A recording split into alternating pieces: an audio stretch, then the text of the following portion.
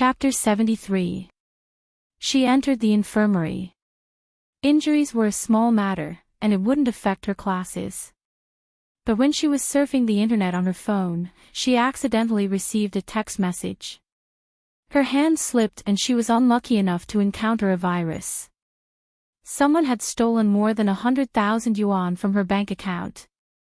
There were many rich people who could study in this school, and UCK was one of them. Her family gave her a lot of pocket money, which was why someone had stolen more than 100,000 yuan in one go. But this was her living expenses for a few months. With her roommate accompanying her, she went to call the police. When she came back, she touched her pocket. "Where's my phone?" UCK broke down immediately. She collapsed in the dormitory, almost crying from anger. Losing her phone wasn't a big deal. She could buy a new one to make up for it. The key was that UCK had encountered several unlucky incidents in a row. Now that she had even lost her phone, she broke down instantly. Her roommate who accompanied her to call the police felt her eyelids twitch. They searched for her phone together and confirmed that it was missing. When she called back, her phone was turned off and she knew what had happened. "Aren't you too unlucky?" Her roommate couldn't help it. "Why are you so unlucky these 2 days?" Lost money, fractured bones, stolen credit cards, and now lost her phone. Basically, all the unlucky things in the year came together, right? Some people might not even be so unlucky in a year. UCK was exhausted by these small matters. She broke down and said, "I don't know what happened either." Of course, they couldn't find the reason. But when they were students, they liked to post things on their WeChat moments or Weibo.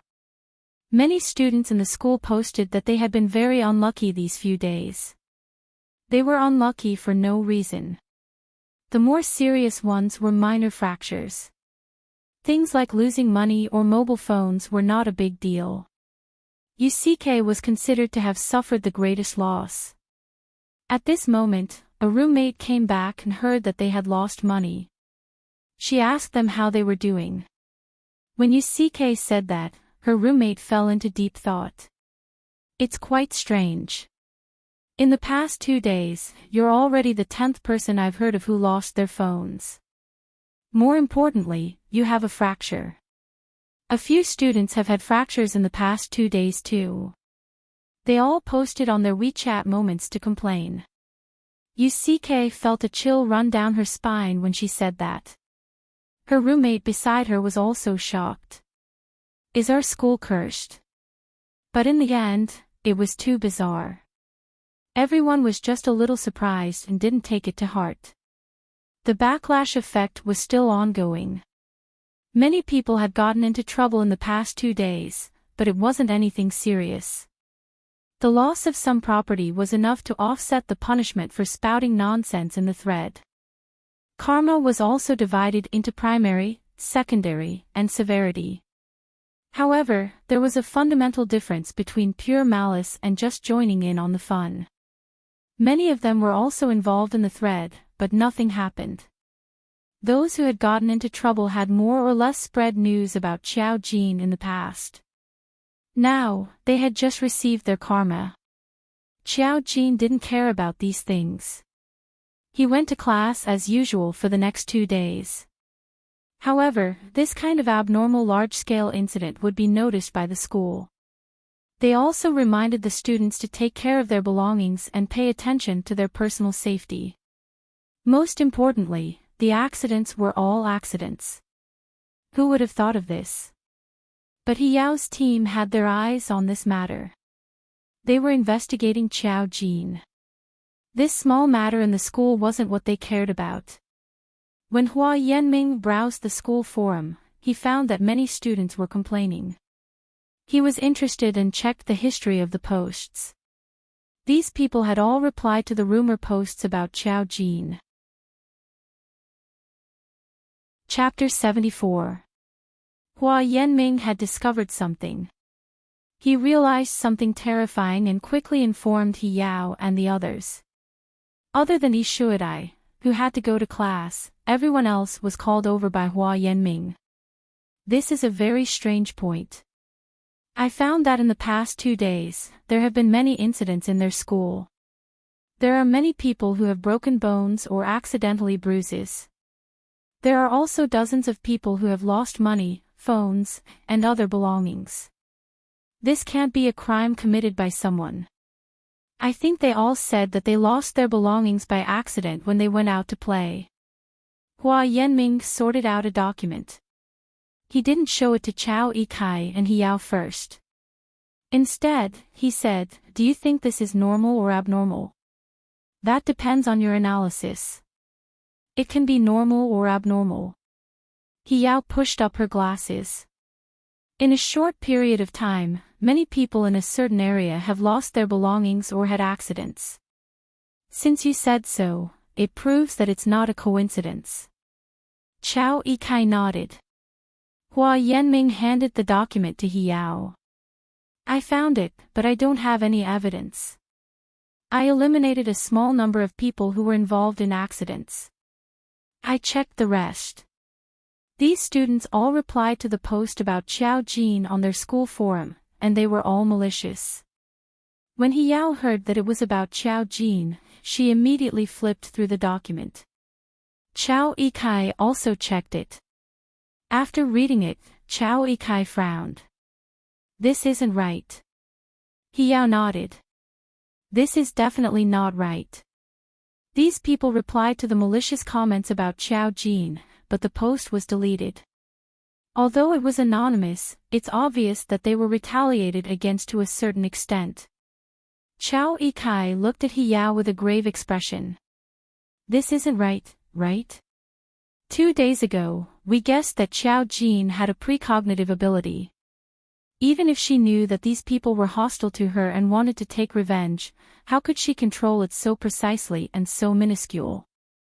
Yes, minuscule. This kind of revenge, if it was done by someone more ruthless, wouldn't just be a loss of property.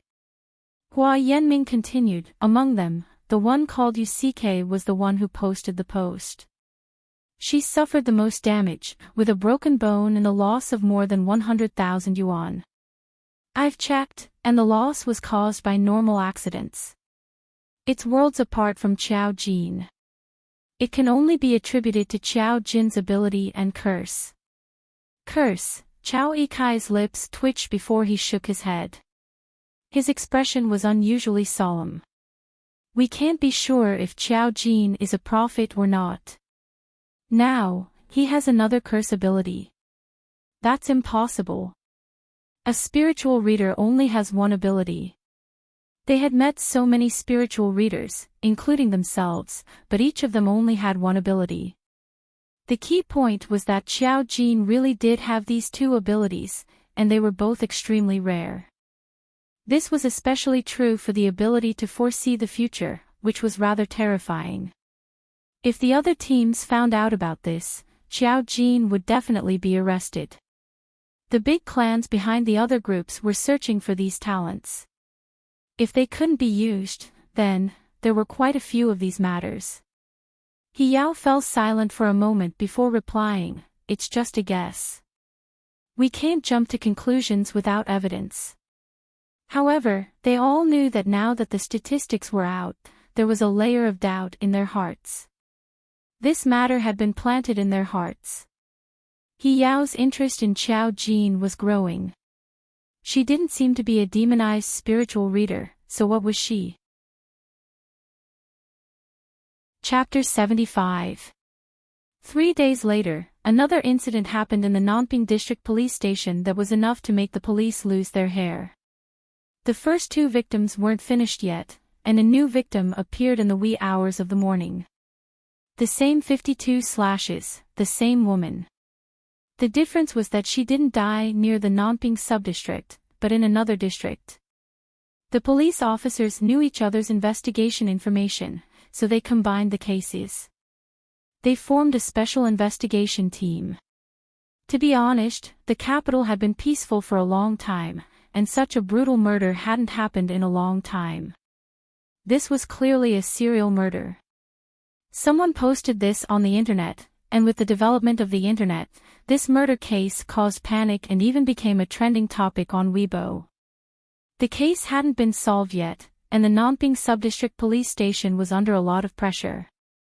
They could only suppress the trending topic to avoid causing more panic. On the other hand, they increased their efforts and organized more manpower, hoping to solve the case as soon as possible. The murderer was cunning and familiar with the roads. The surveillance in the nearby areas wasn't strict, and there were some problems. Also, it was very likely that one of the victims didn't die in the first place. To move the body, it had to be over a large area, and the target was obvious. How did the murderer do it? Someone remembered that Xiao Jin said 3 days later, but the policewoman and the others didn't have any other reason. However, there was still progress. The bodies were found in the wee hours of the morning, which meant that someone was active in the wee hours of the morning. To move the bodies, they needed the help of tools. The murderer should be active in the wee hours of the morning, and the police focused on some special office workers in the wee hours of the morning. For example, the cleaners. The cleaners in the capital were now equipped with intact garbage trucks. They had checked earlier, but didn't find anything unusual. All 3 crimes happened in the wee hours of the morning. Although the 3 victims had the habit of partying outside in the wee hours of the morning, the murderer might be waiting for an opportunity to suspect that the target was back. When Xiao Jin was found in school, it was also after school. She was holding a book, looking like a studious and exquisite girl, untainted by the world. He Yao stood in front of her and smiled. "Miss Xiao, can we talk?" Xiao Jin tilted her head and thought for a moment, then nodded and told the driver to go back later. They moved to a nearby cafe. After sitting down, He Yao asked, "What would you like to drink, Miss Xiao?" Xiao Jin said, "Juice will do." He Yao nodded and ordered a glass of juice for Xiao Jin and a cup of coffee for herself. Xiao Jin looked at He Yao with some interest. "You wanted to look for me but couldn't find an excuse. Coincidentally, someone asked you for help." He Yao's expression froze for a moment before she relaxed. "I think Miss Xiao should know who asked me to look for you." It was the Nanping branch. They didn't dare to believe Xiao Jin's words, but they were skeptical of Xiao Jin. Now that she was right after 3 days, they had no reason to ask Xiao Jin to go back and interrogate him. The 3rd victim had no connection to Xiao Jin. They knew very well that this definitely involved a secret past, which didn't have much to do with Xiao Jin. Xiao Jin shook his head. "This matter doesn't have much to do with me anymore. They'll find out in a week." He Yao was surprised. "You said a month." Xiao Jin smiled. "I can only predict one of the possible outcomes. I can't stop others from changing their minds." Chapter 76. It was just a small peek, so she didn't need to spend too much effort on it. The murderer had changed his mind, and this wasn't something she could control. He Yao immediately understood and felt that Xiao Jin's words were inconceivable. At least this girl's prediction ability wasn't just strong. Based on her previous experience, she could at least know what would happen in a month. A month was too scary. Unless there was a direction. She couldn't know everything. Otherwise, such an ability would be too heaven-defying among the spiritualists. He Yao pursed her lips and smiled faintly, expressing her intention. "I'm really curious about Miss Xiao." "Xiao Jin, don't be curious. I'm poisonous. The more you know, the worse it will be for you." He Yao, her mouth twitched, and she gave up on normal communication. She only asked, "Miss Xiao, do you know about the existence of spiritualists?" She went straight to the point and locked her gaze on Xiao Jin. "I know." At this moment, the juice was served. She reached out and took a sip. Her mouth was full of sweetness. "Aren't you from the spirit group?" Oh, spirit group, that's a very vivid name. Hiyao's expression changed slightly, and her smile faded. It seems that Miss Chiao knows a lot. Xiao Jin, I know a lot more than you think. She smiled and took a sip of the fruit juice.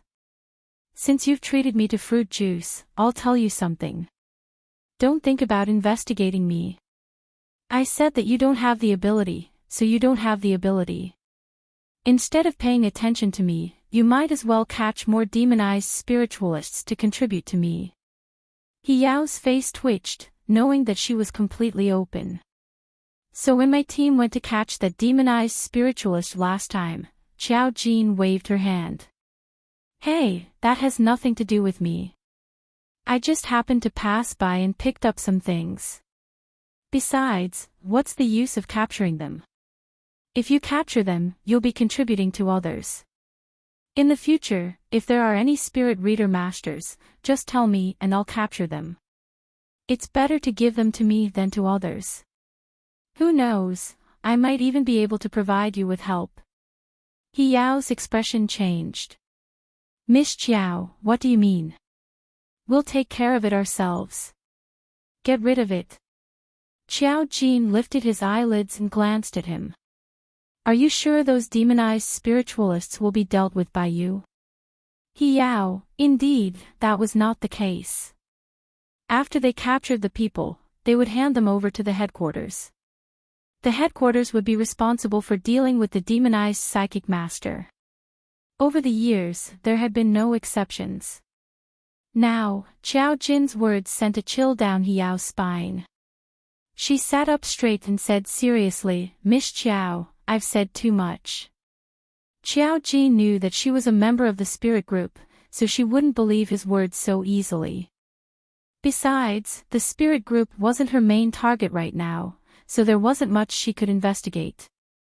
She finished the juice in a few mouthfuls and suddenly showed her phone to Hiyao. Let's add each other as friends. If there's anything, we can talk on WeChat. It'll save you the trouble of tracking me down. Hiyao, she composed herself and took out her phone to scan Xiao Jin's WeChat.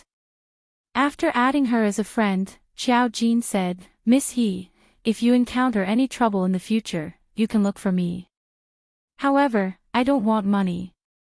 I just want clues about the demonized spiritualists. Whether it's worth the deal or not depends on Miss He. If there's nothing else, I'll take my leave first. Bye-bye, Miss He. She smiled brightly, brimming with the pure aura of life, fresh and beautiful. The girl's bright smile left a deep impression on Hiyao. Chapter 77. After Xiao Jin left, Hiyao added Xiao Jin's WeChat. It's Jin was a name that would shock anyone who saw it. Hiyao found it hard to imagine that a girl who looked a little cold would have such a cute name. Maybe this was the difference between the internet and the real world. Hiyao wouldn't believe Xiao Jin just because of a few words, and she wouldn't continue to cause trouble for Xiao Jin. At this moment, the headquarters called Hiyao and said that they would send someone to help them, which made Hiyao frown. She didn't think too much about it and decided to go back first. After returning home, Xiao Jin started to train officially. She could use the array to fight the enemy, but she had to train her body. Xiao Jin's body was thin and weak, so she needed to train. She set up an array in the Mu family's house, so she could train more efficiently. During dinner, Musilian and Musichu didn't come home, so she was the only one at home. She received a video call from Chao Fei. In the video, Chao Fei was by a house by the sea, holding his phone and smiling brightly at her. It was about the same time as here, and the sky looked darker. She could hear the sound of the sea breeze. Jean, how are you doing at home today? Xiao Jin took a sip of soup and said, pretty good. Are Chi Chu and Chi Lian eating with you? Xiao Jin said honestly, they're not back yet. Xiao Fei said, how dare you? What time is it? Why aren't they home yet? Did they start fooling around after their father and I left? Wait for me to give them a call. Xiao Fei didn't restrict them that much, but now that she and Muzillion had left, Muzichu and Muzillion didn't eat at home. She felt that it was too much to leave Xiao Jin alone at home. Xiao Jin, actually, she wanted to say that it didn't matter if he was there or not. Xiao Fei hung up the video call and called the two of them. Xiao Jin finished his meal and went straight upstairs. Then, he prepared for his physics homework in his room. It was too tragic. While she was reading, Xiao Fei called her again, telling her that he had already asked them to go home. At the same time, she asked about Xiao Jin with concern and exhorted him before hanging up. Xiao Jin noticed a WeChat message when she answered the phone. She clicked on it and saw that the message was from Song Yanqing. Song Yanqing, Miss Xiao, are you free this weekend? Song Yanqing, my father wants to meet you. Since Song Meiyin was looking for Xiao Jin, it probably meant that he had made some progress in his investigation. Xiao Jin thought about it and replied to Song Yanqing. It was from Jin Jinyo. Okay, I'm free this weekend. Just send me the address. Song Yanqing, okay. Seeing that Xiao Jin had accepted his invitation, Song Yanqing arranged it quickly. The specific address was soon sent to Xiao Jin. It was almost the weekend. Xiao Jin received a call from Song Meiyin after class on Friday. He apologized in person, saying that there was a sudden change in the plan. He had to go on a business trip tonight and asked if they could meet tonight. Xiao Jin certainly had no problem with it. Anyway, she was very free now. So, Song Meiyin sent her the address. After school, Xiao Jin got into her driver's car and set off for the place they had agreed on. The driver of the Mu family had also been specially trained and was very sensitive to ordinary things. After a few minutes, he suddenly said, "Miss, someone is following us." Xiao Jin curled her lips and said, "It's okay." Chapter 78. It was none other than Lu Wenmeng who was following her. Song Yunxian had already said that this person needed to be taught a lesson. It seemed that she hadn't taught him enough in the classroom that day. Lu Wenmeng probably wanted to follow her to determine her whereabouts. Perhaps he wanted to see if she would go somewhere else to play. He had chosen a good time today. Xiao Jin was going to meet the father and son of the Song family. Naturally, she wouldn't go home directly. Halfway through the car, he saw Xiao Jin enter an ordinary street. This street was filled with the old city scenery left by the capital. Even now, it still retained the style of the houses of the Republic of China. From the outside, there was nothing special. Xiao Jin got out of the car and walked into one of the houses. She was let in. Lu Wenmeng watched Xiao Jin's driver drive away before getting out of the car. He also wanted to follow and take a look. Unexpectedly, before he could enter the house, someone came forward and reached out to stop him. "I'm sorry, sir. This is private property. Please don't trespass." Lu Wenmeng was dumbfounded. "Private property? This is your private property. This is the main street." They didn't seem to be easy to talk to. "Sir, this is private property. Please step aside." They were all dressed in plain clothes and looked like ordinary people. However, they were tall and had stern faces. They were obviously different from ordinary people. Song Yunxian could tell that they were different. Lu Wenmeng murmured. Of course, he didn't dare to be stubborn. He returned to his car. Those people once again stood near the gate. The gate of the house was wide open. Song Yunxian could vaguely see a beautiful courtyard inside. She couldn't see anything else clearly. Those who could own such a house in such a place must be rich or noble. Lu Wenmeng was a little envious and jealous. Wasn't Xiao Jin just a girl from an ordinary family? How could she come here? Xiao Jin entered the house. Around the courtyard was a square house. Song Shirin walked out of the hall and greeted her politely. Miss Xiao, this way please. Xiao Jin nodded. After entering the house, she found that the ordinary house wasn't ordinary at all. The decoration was very elegant. The main color was walnut, and there were many calligraphy and paintings hanging in the lobby. It looked like a rich family had lived here before. This used to be our Song family's old residence. It's safe and secluded, so it's suitable for talking. Song Shirin hadn't invited her here for no reason. As he spoke, Song Yanqing walked out from behind the screen at the back of the hall. At that moment, he really felt like an elegant young master. His eye sockets were deep and his eyebrows were long and narrow. He originally looked a little cold, but after being neutralized by his sickly aura, he appeared a little warm and gentle. His complexion didn't look as pale as before, which made him look even more beautiful.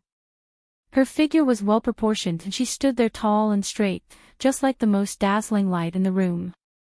He was wearing a long sky blue coat, like the others, like 2 seasons. He was still extremely cold. Xiao Jin could help him solve this problem. The next time he obtained the death aura, he would have to wait. Seeing Xiao Jin, Song Yanqing smiled widely. Miss Xiao, hello. His tone was as polite as ever.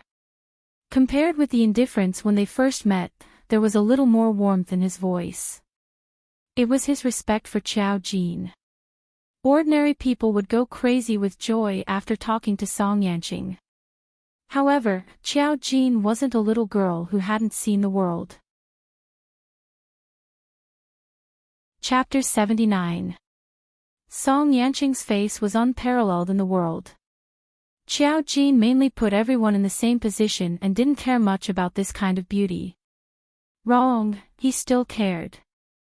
Beautiful people were easy to look at and make people happy. Xiao Jin nodded. Song Meiyin gestured for her to sit down. Miss Xiao, please sit. Although Xiao Jin's identity was special, Song Meiyin didn't lose her sense of propriety. She had the strong demeanor of the head of a large family, and she was also respectful and polite to Xiao Jin. Song Yanqing sat next to him.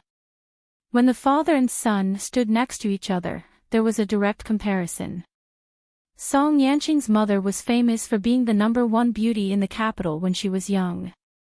He had tried his best to pick out his parents' good points and grew up with a face that made people happy. At this moment, he looked at Xiao Jin with indifference and a slight smile on his lips. If anyone else had been stared at by him like this, they would have been in a mess. Xiao Jin was very calm. She only looked at Song Meiyin. Mr. Song, are you here this time because you have made progress in your investigation? Song Meiyin looked at her, then tilted her head to look at her son. She then turned back and sighed silently. Indeed. Because he had to go on a business trip tonight, he didn't beat around the bush and told her what had happened in the past. The Song family's origins could be traced back to 100 years ago. At that time, the ancestor was Song Meiyin's great-grandfather. Great-grandfather relied on the chaotic era to make a fortune. At that time, there were still many legends about mysterious events in society. Great-grandfather somehow got to know a powerful person. The powerful person said that great-grandfather was very lucky and would protect his descendants. Moreover, the Song family's descendants would have a top-grade birth chart, but they needed to be protected. It was said that great-grandfather made a deal with the powerful person, but no one knew what the deal was. The powerful person helped great-grandfather build up the Song family's foundation and chose the Song family's mansion as the best feng shui location. From then on, the Song family's path was smooth sailing and they became prosperous today. It happened 30 years ago. At that time, Song Yanqing hadn't even been born yet. Problems had already begun in Song Yin's generation. Regardless of whether it was the brothers or the collateral relatives, as long as it was their generation, it would be a girl who would descend. There was no exception. Song Shirin's father, the old man of the Song family, felt that something was wrong, so he found a feng shui master out of nowhere to re-examine the feng shui of the Song family's ancestral home. The feng shui master only said that there was a problem with the Song family's mansion and that the feng shui had been rectified.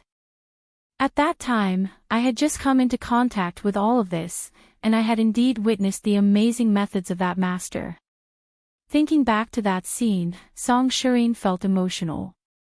Only then did she realize that there were some people in this world who could not be judged by common sense. After that, he said that I would definitely have a son in 5 years. 5 years later, Guanqing was indeed born.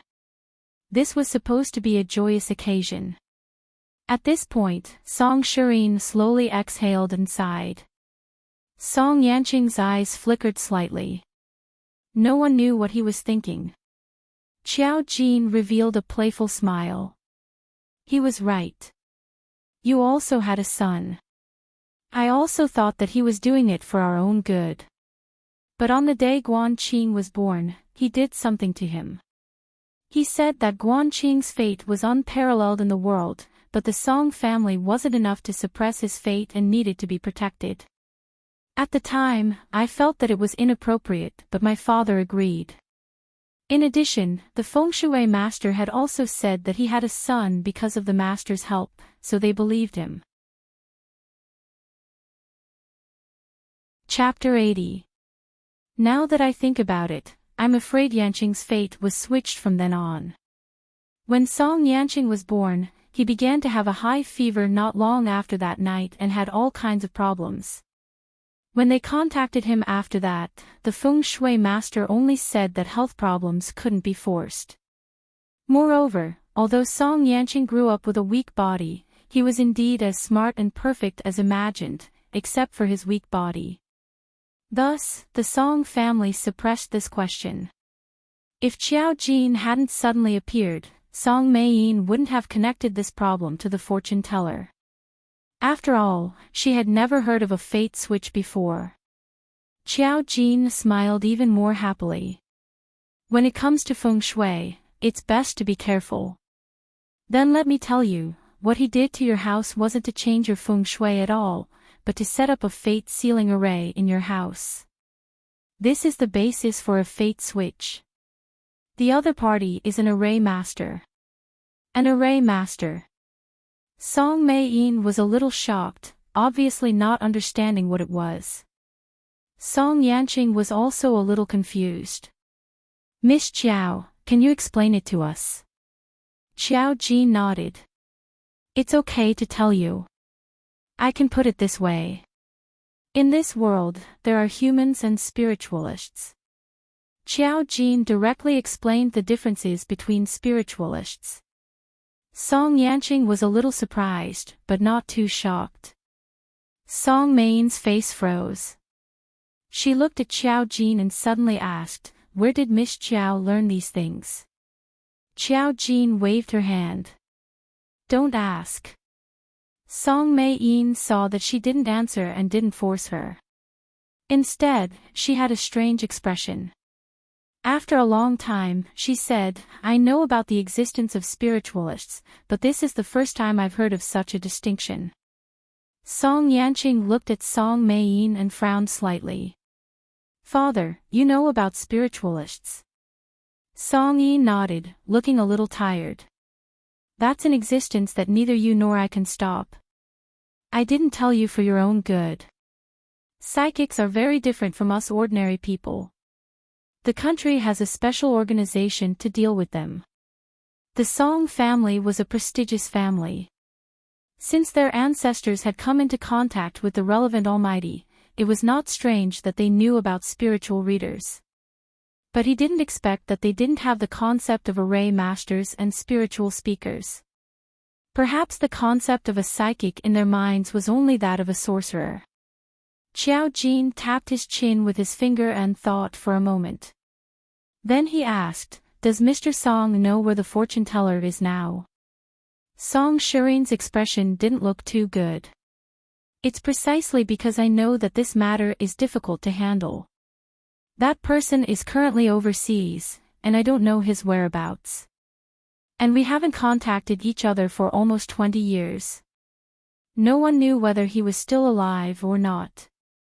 "Still alive," Xiao Jin suddenly said with certainty. "Changing his life providence will backfire on him. He's most likely a monster that's neither human nor ghost. He won't appear in front of others casually. It's best to find out who he changed Song Yanqing's life providence with." Song Shirin suddenly looked at her expectantly. "Miss Xiao, do you have a way?" Xiao Jin shook her head. "I can investigate, but I can't help you. Changing life providence will backfire on you. It's the same if I help you. Karma is about equality. If I investigate this matter for you, you won't be able to afford the price I want. You'll suffer an even more serious backlash." Song Shirin was a little surprised. Doesn't Miss Xiao need money? For these prestigious aristocratic families, they only needed to pay for the masters they hired. Xiao Jin sighed. "If it could be solved with money, I wouldn't say so much." Chapter 81. However, she didn't say anything. "If you can find out who the other party is, or," she smiled. "Or if the other party takes the initiative to attack me, I can take the opportunity to deal with them." The main reason was that she still had to guard against the backlash. If she got involved with Song Yanqing's life providence, it would be even more troublesome. When she collected enough demonized spiritual thoughts and death aura, she could use them to offset it. Unfortunately, she didn't even have enough for herself. How could she waste it? Song Yanqing instantly understood something. He looked at Xiao Jin. "Is Miss Xiao in trouble?" Xiao Jin shook her head. "It's not trouble. I just need your death aura." Song Ji knew that capable people like her should have some taboos. Otherwise, with people like Xiao Jin, the world wouldn't be dominated by ordinary people. In that case, she didn't force her. She said to Xiao Jin, "No matter what, thank you for today's matter, Miss Xiao. If there's any news, I'll let you know." Xiao Jin nodded. Song Jin said a few more words to Song Yanqing and then left for the airport. Xiao Jin and Song Yanqing were left in the room. Song Yanqing said calmly, "Miss Xiao, should I get the driver to send you back?" Xiao Jin shook her head. "No need. I still have to deal with someone. I can go back by myself." When Song Yanqing heard this, he seemed to have heard something interesting. He was a little amused and let out a low laugh. "Oh, who is Miss Xiao going to deal with?" Xiao Jin walked out the door. "Someone who needs to be taught a lesson." She walked to the door outside and waved at Song Yanqing. "Mr. Song, if there's anything, I'll see you again." Song Yanqing watched her leave and the corners of his lips curled up slightly. When Xiao Jin's figure left the main entrance, the smile on his lips gradually faded. He took out his phone and called Song Shirin, who had just left. "Father." Song Qinin's voice came through the phone. She sounded a little cold. "Yanqing, we can't trust her completely, but I'll do as she says and find that person. You're my only son. I can't afford to gamble with you." Song Yanqing knew what Song Shirin meant. Xiao Jin had suddenly appeared, and she was the daughter of the Mu family. However, they had investigated Xiao Jin's information. Her previous performance did not match her current performance. Song Yanqing lowered his eyes and looked at the ground. His tone was somewhat cheerful. "I believe her. Didn't she save my life?" "It's up to you," Song Shirin said. "You have your own analysis. I'll look into it." With that, he hung up the phone. Song Yanqing looked out the door and suddenly saw his bodyguard looking at the door. He asked softly, "What's wrong?" One of the bodyguards came over and said hurriedly, "Miss Chiao seemed to have a conflict with someone. Brother Adidas went to help her." Hearing that, Song Yanqing raised his eyebrows and walked toward the door. Qiao Ji knew that Lu Wenmeng was brainless, but she did not expect him to be so brainless. Qiao Jin had just come out of the house and had not even gone far. Lu Wenmeng drove the car and followed her for a while. Then, she realized that Qiao Jin was walking alone. Coupled with the fact that it was in a remote area, she became bolder. She stopped the car and said to Qiao Jin with some reluctance, "Let's talk, shall we?" He was driving someone else's car today, a luxury car. Qiao Jin glanced at it. He thought that Qiao Jin had an idea after seeing the car. He suddenly thought, isn't she just a woman who likes money? Chapter 82. Qiao Jin wanted to know what Lu Wenming's IQ was thinking. She was chauffeured home every day. Didn't he know that? Oh, maybe he thought that those were Qiao Jin's friends from the bar who came to pick her up. After all, there were rumors about her in school. Qiao Jin smiled. What do we have to talk about? Do we know each other? Lu Wenming's expression turned ugly. You don't have to say that. Qiao Jin, it's useless to hook up with Musichu. How embarrassing would it be if people knew what kind of person you are? Qiao Jin said, then tell me what kind of person I am. Lu Wenmeng curled his lips and said disdainfully, do you think no one knows? One of my buddies said that you were drinking with a few rich men in the bar. If this news gets out, it won't be good for your reputation. He was probably talking about the incident where Qiao Jin was harmed by Tan Shuajia in the bar. There were many people at that time. It wouldn't be strange if the news got out. However, who would know the truth? Qiao Jin was still smiling. So what does this have to do with you? Lu Wenmeng said, don't you just want money? Qiao Jin said, money. She lowered her head and smiled. Her smile was exquisite and charming. She looked at Lu Wenmeng and said, I only hate one kind of person in my life. People who don't have any self-awareness and are shameless.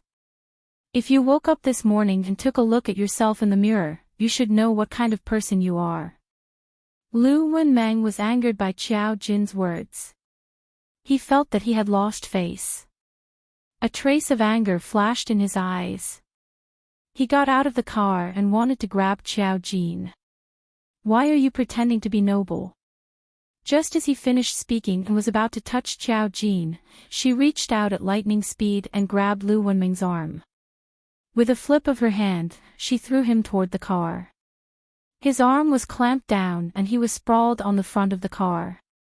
Qiao Jin was no longer merciful. With a karate chop, she chopped down on the arm that she was holding. Ah! A heart-wrenching scream echoed throughout the entire street. All of this happened in the blink of an eye. The bodyguards outside the house saw that something was wrong, and immediately rushed over. Miss Chiao, are you all right? Ever since the incident with Song Yanqing, Dan had great respect for Qiao Jin. He hoped that she would forget what he had said about jumping off the balcony. Lu Wenmeng felt as if her arm had been broken at that moment. She was in so much pain that she was convulsing. Cold sweat broke out all over her body. Her entire body was in so much pain that she felt cold all over.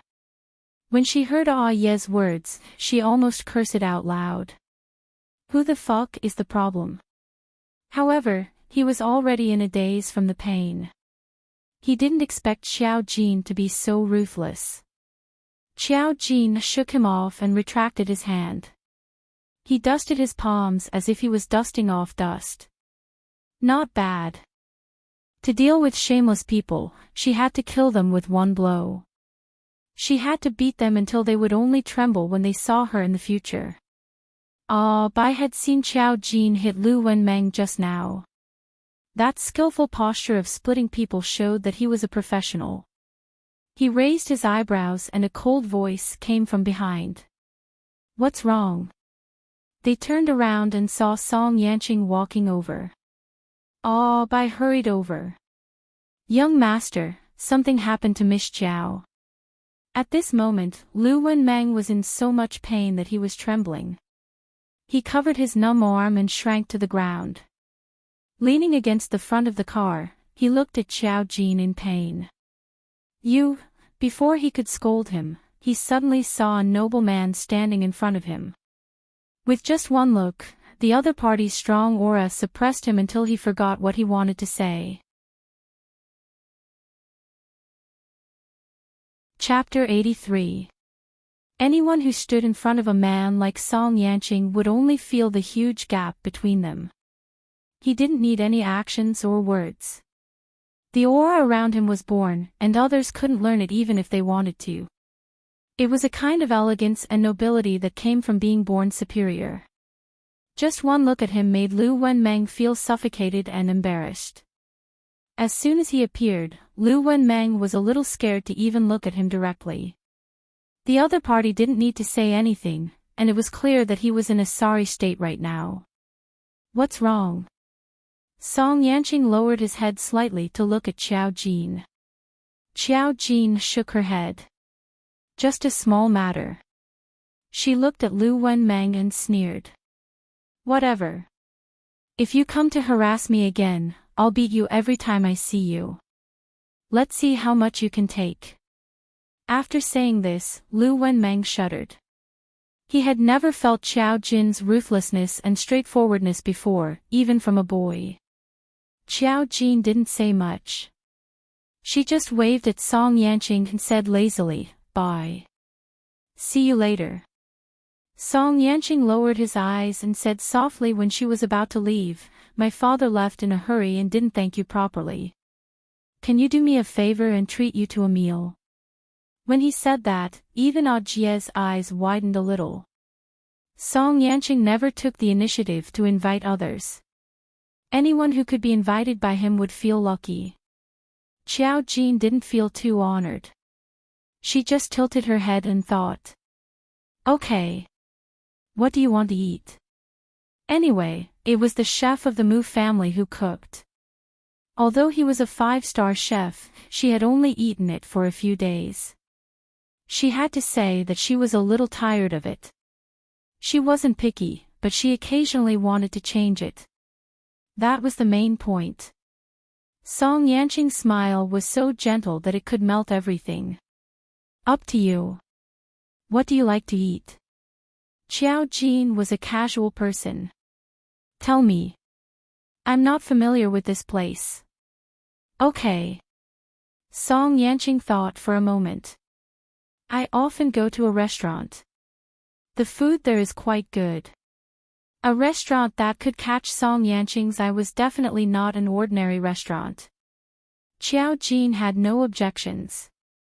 Seeing that she agreed, Song Yanqing tilted his head and ordered, Tong, go get the car. Zhang hurriedly said, okay.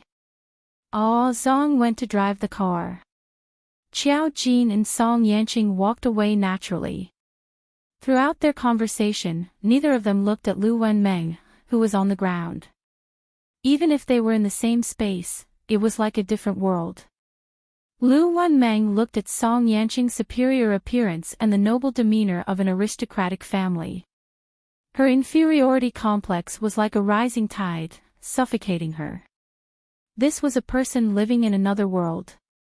Except that they were all men, they had nothing in common. At this time, his arm hurt and he couldn't raise his head. When Song Yanqing and Xiao Jin walked forward, a bodyguard came up and looked at him with a fake smile. Sir, you should leave here.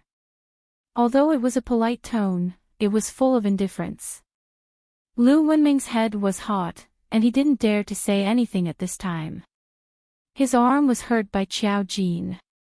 At this time, he didn't even dare to ask Xiao Jin for compensation. Trembling, he got into the car and drove away with one hand. He felt that the consequences might be more serious if he stayed here. When he followed them, he was aggressive. Now when he left, he was like a rat crossing the street. He was dejected and couldn't be seen. Lu Wenmeng could feel her cheeks burning just by thinking about the difference in their levels. It was an extremely embarrassing and despairing line. Chapter 84. Dan drove a Bentley with a low-key and elegant appearance. Just like its owner. Xiao Jin and Song Yanqing sat in the back seat with enough distance between them. It was reasonable to say that this was a once-in-a-lifetime opportunity, especially to be alone with Song Yanqing. Dan saw from the rearview mirror that Xiao Jin was playing with her mobile phone. Obviously, she was not in the mood to talk to Song Yanqing. Dan was shocked. This woman was too scary. In the face of the young master's stunning beauty, she was not moved at all and could still play with her mobile phone. Not only was she scary, but she was also quite beast. She could still play with her mobile phone in front of the young master. What was she if not a beast? Of course, Song Yanqing was not looking for a reason to ask Xiao Jin out. Since he asked Xiao Jin to have a meal, he must have a lot of things to ask Xiao Jin. He had a lot of questions about the psychic. He had no intention of telling anyone, not even his father, about the fact that he could see another strange world. He felt that he might get the answer from Xiao Jin, but he was hesitating whether it was appropriate to tell Xiao Jin now. Seeing Xiao Jin take out her mobile phone and start playing games openly, Song Yanqing felt a little funny. Was it so boring to sit with him? He would not just watch Xiao Jin play by herself, so he took the initiative to say, "Miss Xiao." Xiao Jin suddenly raised her head. Her eyes were very bright, as if they had always been full of stars. Now, she glanced at Song Yanqing and said, "You can call me Xiao Jin." Song Yanqing changed his words. "Okay, Xiao Jin." Dan felt that the young master's change of words was too natural. He should not be such a person. Xiao Jin thought for a moment, then suddenly asked Song Yanqing a strange question. "Your grades in college were pretty good, right?" Song Yanqing did not expect someone to ask him such a question. He was stunned for a moment. Pei almost laughed out loud. "Miss Xiao, I'm afraid you don't know. Young master's previous results, no matter where he went, no matter what he studied or what he studied, he never got anything other than first place." There was pride in his tone. This was also the pride of the Song family. There were many outstanding people, but it was rare to see someone as outstanding as Song Yanqing. No matter what he did, other than what his body didn't allow, he was absolutely strong in all other aspects. Song Yanqing didn't think it was worth showing off. It was just a normal thing for him. He was just a little puzzled as to why Xiao Jin would ask such a question. "Do you have a question?" Xiao Jin's eyes lit up when he heard that his grades were excellent. "Do you have any secrets in your studies? For example, in mathematics?" "I studied linguistics, but it's still a bit of a headache to learn the basic courses." In other words, she was an antique from 1,000 years ago. If she didn't have the memories of the past, it would be very difficult for her to learn modern knowledge. It was already good enough that she could learn to walk. After all, she was only interested in studying all kinds of arrays since ancient times. Song Yanqing, Pei was also dumbfounded. Didn't Miss Xiao look very awesome? Why did she need to ask others for help in her studies? The key was, asking his young master for help in his college courses. There was no need to use a butcher's knife to kill a chicken. Song Yanqing thought for a moment and didn't refuse. "I don't know the progress of your studies now. You can show me the textbooks. If it's difficult to understand the content, I can help you make a simple plan to make it easier for you to learn." Xiao Jin immediately nodded. Okay. Since ancient times, how many geniuses had been forced to go bald by mathematics and physics? Even someone like her couldn't escape. Chapter 85. At first, he thought that Xiao Jin was not easy to get along with. Now that he saw that the other party was also worried about his university courses, Song Yanqing felt that it was a little funny. The knowledge from childhood to university had never been a problem for him. Even if it had been a long time, he still remembered those contents in his heart. It was not difficult to help Xiao Jin with a small favor. Xiao Jin was not one to take advantage of others. After Song Yanqing agreed, she said, "If you have anything to ask, you can ask me directly." It was not that she could not tell that Song Yanqing had something to ask her. Song Yanqing nodded. "I'll tell you when we eat." The location that Song Yanqing introduced was a high-end restaurant. It did not look like a restaurant from the outside. After entering, it looked more like a clubhouse. It was very big inside, and almost all of them were small private rooms. The decoration style was a combination of Eastern and Western. Hidden in the downtown area, it looked unique and elegant. Song Yanqing introduced it to Xiao Jin. The chef here is the heir of a famous domestic chef. He has studied abroad for more than 10 years. His cooking skills are very good. You need to make an appointment to eat here. I'll let them record your information. When you want to come over for dinner, just say it in advance.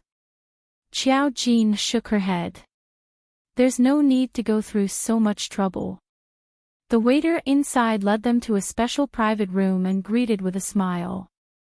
"Mr. Song, the same old rules." Song Yanqing nodded and asked Xiao Jin, "What do you like?" Xiao Jin said, "Anything. I'm not picky." Song Yanqing nodded and said to the waiter, "Same as me." The waiter nodded with a smile and left. The table was a specially made rectangular carved wooden table. The two of them sat opposite each other. Xiao Jin sat down and simply looked around. Other than the unique decoration of the room, there was nothing to look at. No matter how elegant it was, it could not compare to the man sitting opposite her. As long as he was here, the surrounding scenery seemed to be a foil to him. The tip of her eyebrows and the corners of her eyes had a charm that made people unable to take their eyes off her. His bones were filled with the coldness of the pine trees in winter, but he maintained his elegant demeanor on the surface. It was precisely because he was too good-looking that people's gazes unconsciously returned to him. Seeing Xiao Jin's gaze wander around before returning to him, Song Yanqing smiled and said in a low voice, "Perhaps this is a little abrupt, but I have to admit that I've asked your two brothers about you before. Did you live alone with Madame Mu in Insignia City?" Xiao Jin shrugged and said indifferently, "Yeah." These were all things that could be found out. There was nothing to deny. Song Yanqing nodded slightly and didn't continue asking. He just looked at Xiao Jin. "Xiao Jin, if you don't mind, can you explain to me about spiritual readers? My father left in a hurry just now, so I have many questions." "Sure." Xiao Jin thought for a moment and said, "Actually, there's not much to say. To put it bluntly, a spiritual reader is a person with spiritual senses. This thing is like winning the lottery. Very few people can obtain it, but those who obtain it may not necessarily have the wisdom to control spiritual senses. Many people will be demonized and become demonized spiritual readers. This kind of person usually has the instinct to destroy and erode, and is a disaster." Song Yanqing's ability to understand was very strong. "The spiritual reader organization that my father mentioned, does it exist to deal with these demonized spiritual readers?" Xiao Jin nodded. "Yes." His eyes were like a bottomless abyss, surging with countless emotions. Now, there was only a faint trace of curiosity. "What about you?" Chapter 86. His voice was cold and pure, like the most mountain stream. Every vibration of his tone was like a beautiful performance. What do you belong to? Qiao Jin was not a member of the spirit group. Song Yanqing had never come into contact with such a world, but he understood that such an organization would probably not allow its members to leak such a secret. Me? Qiao Jin's lips curled into a mysterious smile. I'm an existence that you can't imagine. Song Yanqing could see it. She looked amiable and approachable, but inadvertently, she gave off an obvious feeling of disparity. It was as if she was standing on a higher flight of stairs, looking down at the world. He continued to ask, "Why did you save me?" Qiao Jin put his hands on the table and looked at him without blinking. I'll tell you this. In this world, everything is equal. Everything has a cause and effect. I have to pay a price for my current existence, and this price can be achieved by the death aura on your body. Therefore, I saved you for my own sake. Death aura, he savored these two words carefully and revealed a bewitching smile. It doesn't sound like a good word. Is it something that appeared when my life providence was swapped? Qiao Jin nodded. People will only have death aura when they die, but people who die of old age won't. Just like you, I saved you, but the death aura on your body hasn't dissipated. I can collect this death aura, but I can't make it disappear. As long as you're in danger, the death aura will exist. She paused for a moment and continued, you couldn't even live past 25 years old. It was the Song family's powerful luck that protected you. The person who swapped your life providence did everything he could to take your life. As long as you die, your life providence will fall on another person's head. Now, you're not dead, so he won't let it go. The only good thing is that once you're 25 years old, even if you're in danger, you won't necessarily fall into a death aura again. As long as you find that person as soon as possible, you can restore your original life providence. After saying this, she suddenly stopped talking. The waiter pushed the door open and entered. They were pushing a small cart with exquisite bowls and plates on it. It didn't seem like much, but there were a lot of them. Song Yanqing's eyes were warm. Let's eat first. The aroma of the food was indeed alluring. The restaurant that Song Yanqing had introduced was indeed extraordinary. Just a whiff of the aroma was enough to make one unable to stop. His culinary skills were indeed better than the chefs of the Mu family. Qiao Jin enjoyed the meal to his heart's content and helped Song Yanqing answer a lot of questions. He was a very smart person, and Qiao Jin only needed to give him a general idea for him to quickly understand, even if it was a field he had never been involved in. If this person was also a spiritual reader, he would definitely be a very troublesome existence. He was indeed a rare person with a peerless destiny. While they were eating, the situation in the other private rooms in the same restaurant was also different. He's here for dinner. In a modernized private room upstairs, a gloomy man was sitting on the sofa with his eyes closed.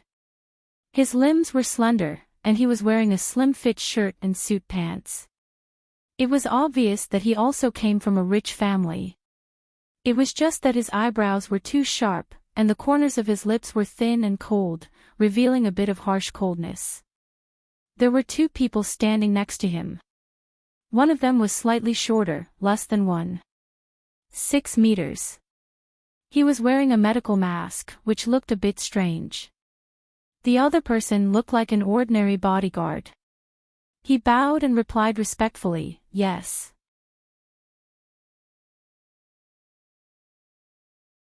Chapter 87.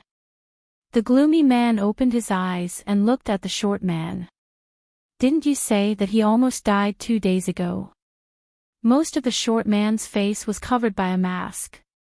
The only thing that could be seen was his eyes, which had strange pupils.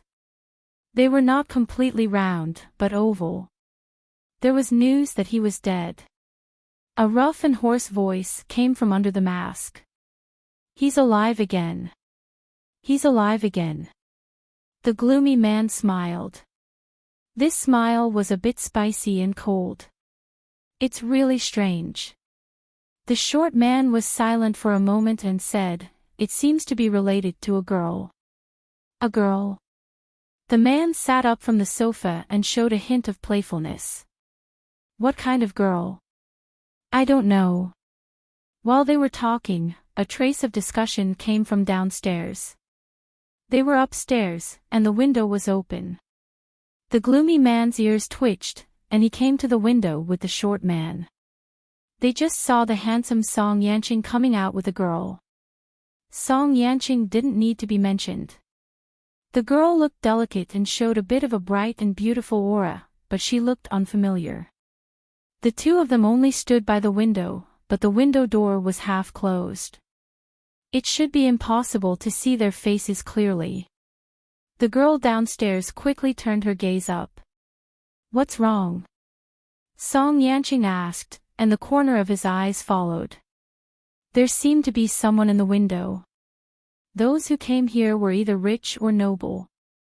The other party deliberately stepped back 2 steps behind the window, not letting Song Yanqing see clearly. A faint smile appeared on the corner of his mouth, and his eyes turned back. Qiao Jin snorted. Nothing. It was just another spiritual reader. Her answer clearly indicated that there was something wrong. Song Yanqing just smiled and didn't continue to ask. The two of them walked out together. After they left, the gloomy man slowly said playfully, "Could it be this girl?" "It should be." The short man's voice was still rough. "Has there been another woman around Song Yanqing?" "Obviously it's her." The gloomy man nodded.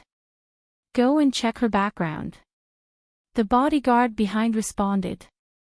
Yes.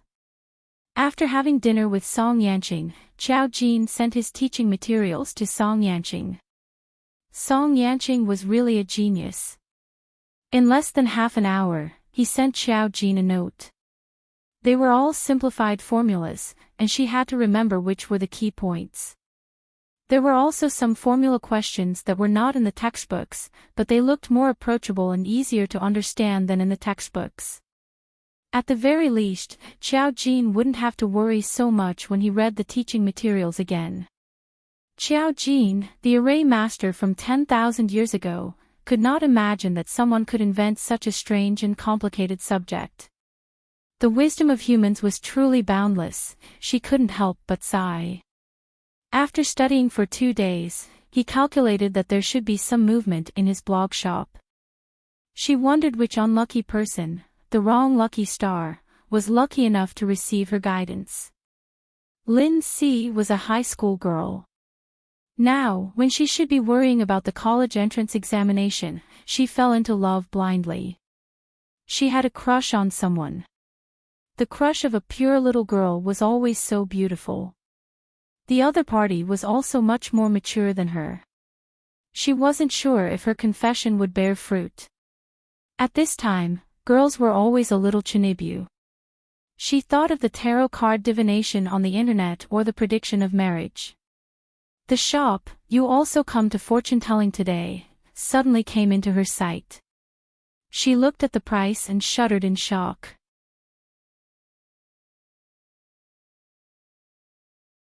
Chapter 88. The current price of 99 yuan for fortune-telling was still acceptable, but the other packages almost made her eyes pop out of their sockets. What was even more amazing was that this shop didn't even have a single customer.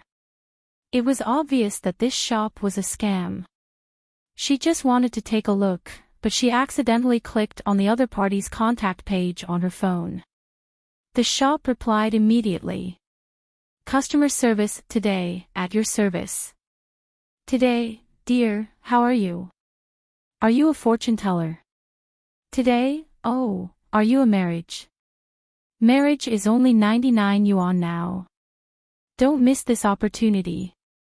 Lin Si was shocked. The first sentence was okay, but how did the shop owner know that she wanted to calculate her marriage? It was probably a blind guess. After all, only marriage and luck were 99 yuan per session. Lin Si had nothing to do, so she quickly replied. Anonymous buyer XXX, how did you know that I wanted to calculate my marriage? Today, I run a fortune-telling shop. How can I open a shop if I don't know this? Lin Si, his tone was quite arrogant. Anonymous buyer XXX, smile, aren't all fortune-telling shops pretending to be mysterious? Your shop only has marriage and luck for 99 yuan. You can pick any one and it will be correct. It's impossible for someone to pick the expensive packages at the back. Today, order first. I'll calculate it for you after you place the order. Anonymous buyer XXX. You want me to place an order without saying anything? You're forcing me to buy and sell. Today, what's the point of not placing an order? I don't have any objections, but young lady, your luck can't beat this kind of calculating first and paying later. Lin thought for a moment and was shocked. Not because of the shop owner's words, but because of the word young lady. Maobao website protected the buyer's information. Before placing an order, one wouldn't know if the person was a man or a woman, and one couldn't open the buyer's history. The key was that the shop owner called her a young lady. How did the shop owner know? For a moment, Lin Si felt that her information had been sold. But she had asked anonymously. It was too strange to know that she was a young lady, right? Oh, no, wasn't this a fortune-telling shop? Lin Si felt that it was a little strange, but it was 99 yuan anyway. If the other party was pretending to be mysterious, she could apply for a refund and let Mao Bao's customer service intervene. 99 yuan was just a little of her pocket money. Thinking of this, Lin Si felt more confident. She placed the order and chose a single marriage. The other party's reply was very fast. Today, dear, please give me your name and age. It would be best if you could give me a specific month of birth. Anonymous buyer XXX, mine. Today, you don't need it, it's the guys. Ever since Lin Si came to her door and contacted her, Xiao Jin already knew about Lin Si's general information. Anonymous buyer XXX, Hu Wei, born in August 24th. Is that all you need? Do you really not need my information? The customer service didn't reply for a few minutes. Just when Lin Si suspected that he had met a scammer, the other party quickly replied. Today, Kiss, I think you're a little unlucky.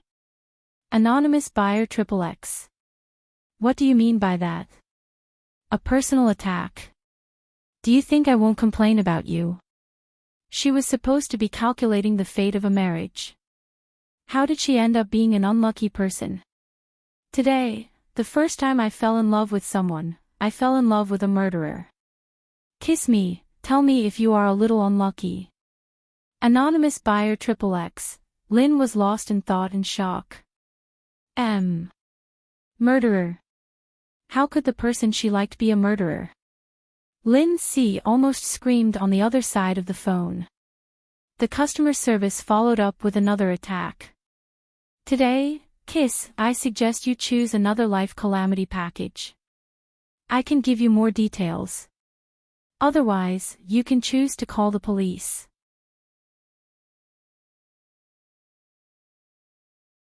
Chapter 89. Lin Si couldn't see it either. If he could see it. If she could see it, she could see an expressionless girl who was working hard on her math course. From time to time, she would look ferocious for a moment. She could even type in a very cute tone to brush her off. If it wasn't for the tradition of this stupid website, there was no other way for business. Xiao Jin would definitely throw one out. Believe it or not, get lost. Xiao Jin wouldn't care even if he knew that the person Lin Si met was dangerous. There were thousands of accidents in this world every day. It was good enough to meet her. Was she a living bodhisattva who saved the world and had to care about everything? It all depended on the person's fate. At that moment, Lin Si was sure that Xiao Jin just wanted to cheat her of her money. But Xiao Jin only calculated the information she gave. He didn't even know her own information. Wasn't this nonsense? Who only needed to know one person's name and date of birth? It wasn't even the 8 characters. Anonymous buyer, how can you say such nonsense? Don't you feel guilty that you're slandering an outstanding young man as a murderer? I want to report you, the seller. You don't even know my information and you've already calculated it.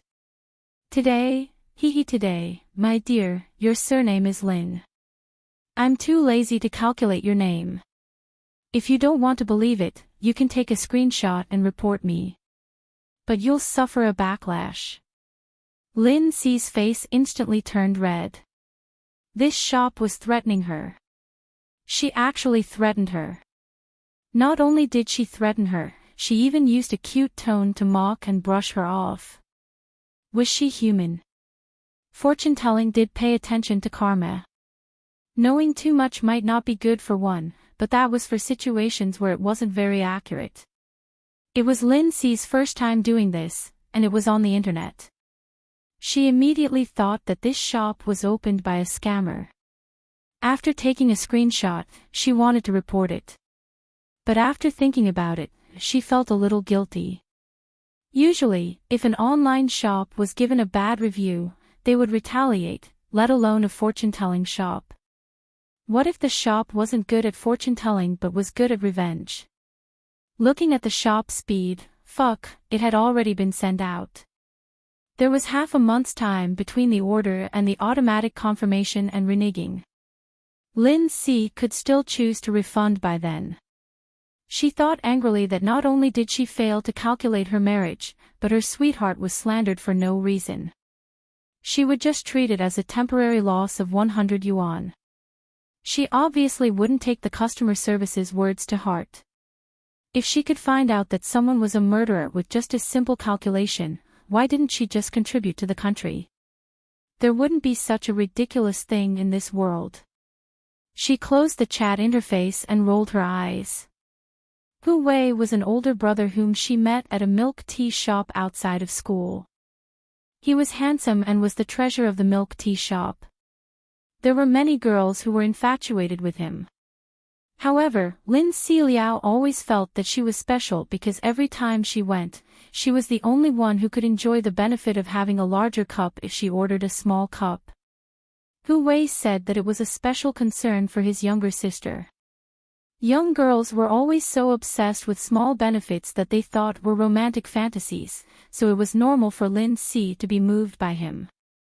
Her grades weren't too good, and she was too lazy to study, so she was obsessed with fantasies. It made Lin Si Liao feel a little guilty for doing this for nothing. How about this, after school tomorrow, she would go to the milk tea shop to see brother Hu Wei to purify her mood.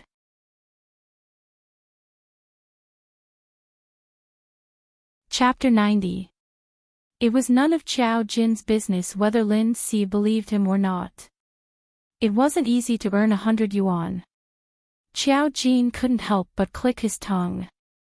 Everything was difficult at the beginning, and then it would be even more difficult. Lin Si had suddenly come to his door. It would be even more difficult to wait for a business deal. However, Xiao Jin wasn't in a hurry. He knew that he would become famous sooner or later. He continued to keep a low profile in class for 2 days. A lot of strange things had happened in the school recently. For example, a large number of mobile phones had been lost and accidents had happened to students. It wasn't a big deal, but it made the principal want to find a master to check if the school had offended someone. Although people in the 21st century believed in scientism, people in higher positions knew that some things must have their uses since they were passed down. However, it was just a thought. There were so many students in the school, and it was a prestigious school. It couldn't be done in a big way. Fing Fei he wasn't in a good mood recently. Especially when she bumped into Xiao Jin after school. The two of them brushed past each other. His eyes lingered on her face for a moment, just a moment. Then, a strange smile appeared at the corner of her mouth. Fing Fei, he couldn't describe it. She was a little cold and a little angry. She didn't like Qiao Jin. She didn't like him at first sight. Now, she didn't like him even more. His eyes just now gave her the illusion that he was looking down at her from the top of the clouds. That was impossible. After all, with her status, she was much nobler than Qiao Jin, this wild child who had popped out of nowhere. He was just related to the Mu family. What right did he have to be arrogant? Especially when he asked Mizuchu not to talk to her. Thinking of this, a trace of hatred flashed in her eyes. She held her small bag and walked to the driver's door. The phone rang. When she saw the caller ID, impatience flashed in her eyes. She stepped into the car and picked up the phone.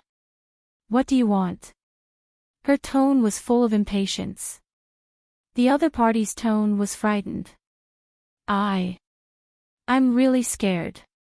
Xuejia is dead. Jiajin is dead. What if something happens to me?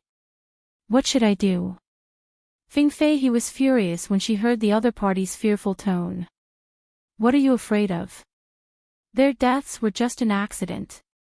Do you still think it has anything to do with what I told you?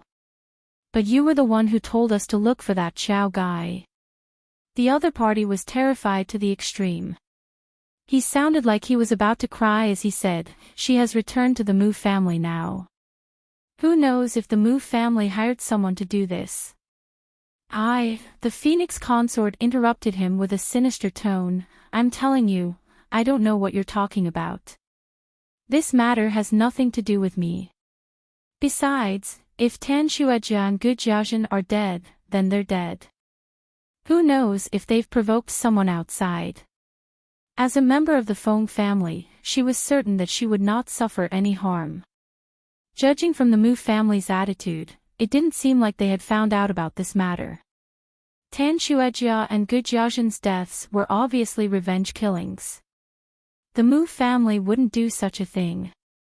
A mentally ill victim wouldn't have the ability to do so. As soon as she finished speaking, there was suddenly a harsh breaking sound in front of her. The driver turned the steering wheel unprepared. A large truck that had been driving in front suddenly lost control. Half of it fell down, crushing Fing Fei's car instantly. Fing Fei was sitting on the edge of the right-hand side. The moment she saw the car fall down, she only had time to scream.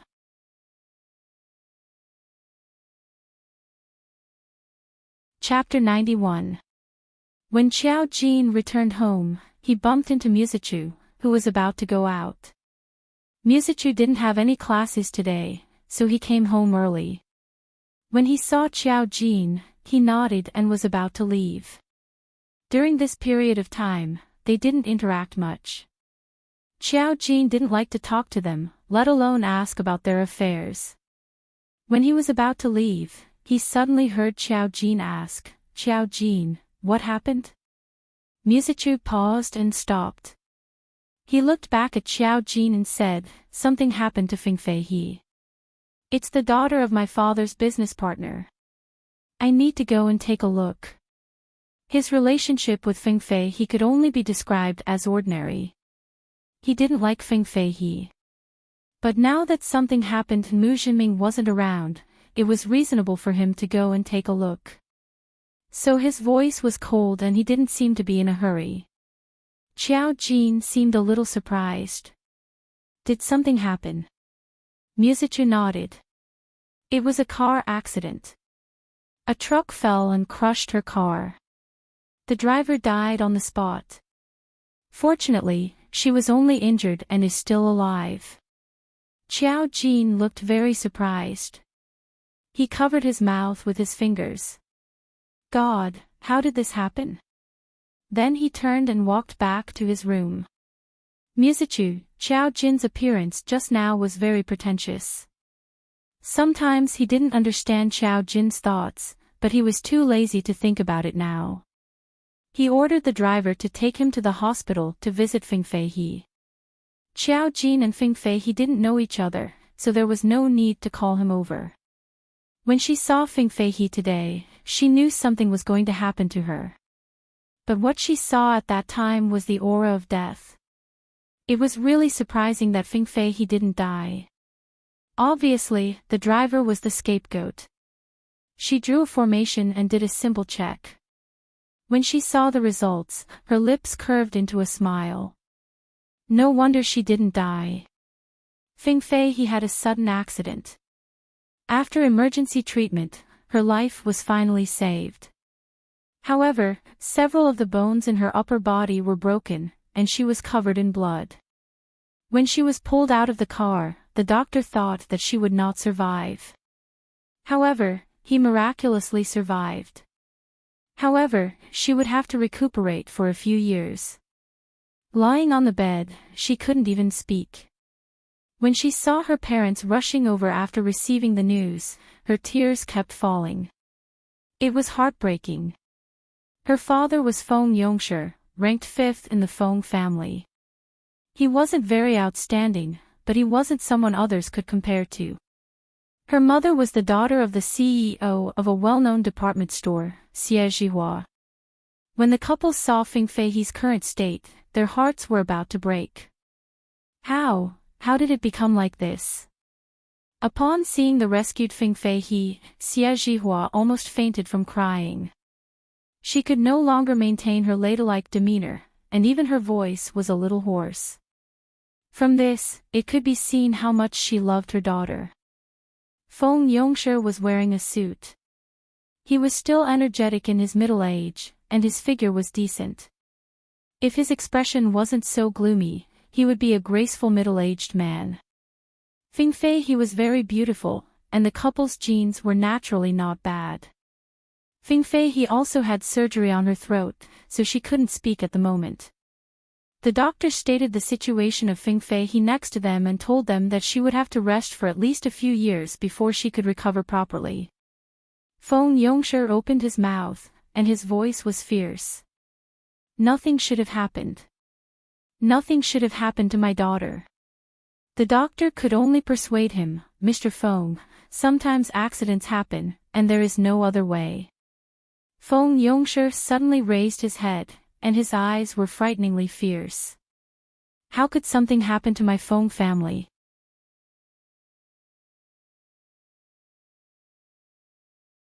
Chapter 92.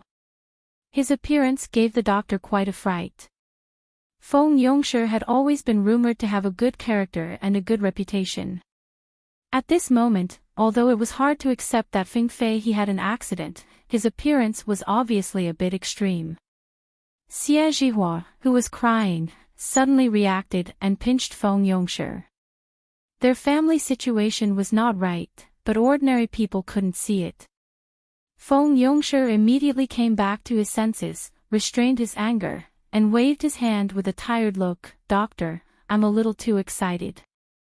You can go out, let me and my wife talk to my daughter.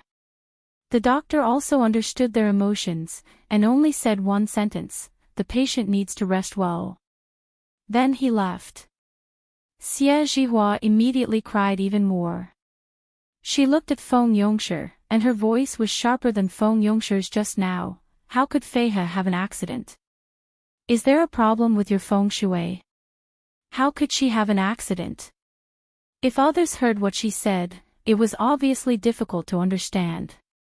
Everyone had accidents. How could it be a problem with feng shui? Feng Yongshi gritted his teeth. This is not right. Feng Feihe couldn't speak. She could only look at her parents with tears streaming down her face. She couldn't move her fingers. She pursed her lips and looked at her parents pleadingly. Xie Zhihua leaned over and stroked her daughter's face with an oxygen mask. Her heart was broken. Feihe, what do you want to say? Mom knows how much pain you're in. Just bear with it, there will be a way to save you. There will definitely be a way to make you recover. She turned her head to look at Feng Yongshi and scolded in a sharp voice, now that such a big thing has happened to Feihe, she is at least a member of the Feng family. Let me ask you, will those two old farts care? Feng Yongshi suddenly covered her mouth and scolded, are you fucking crazy?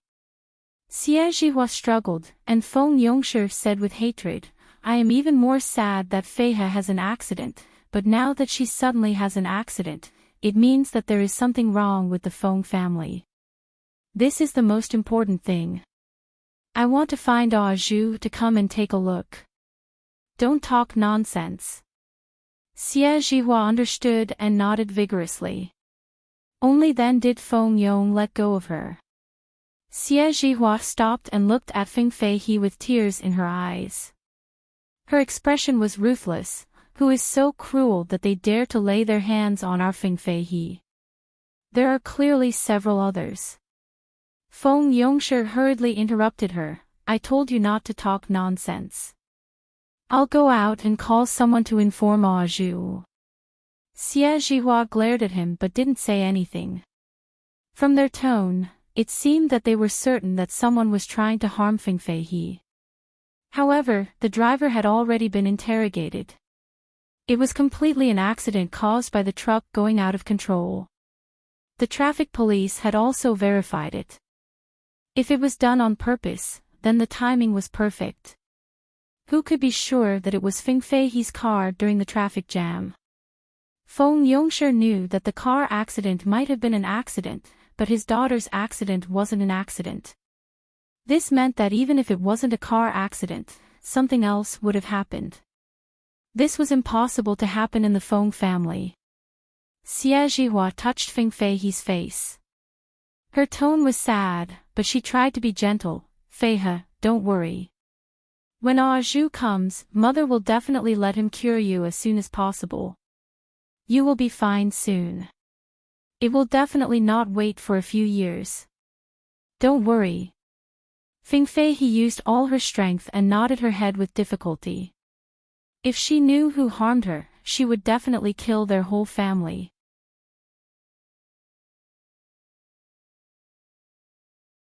Chapter 93. Musichu came to express his condolences to Feng Feihe.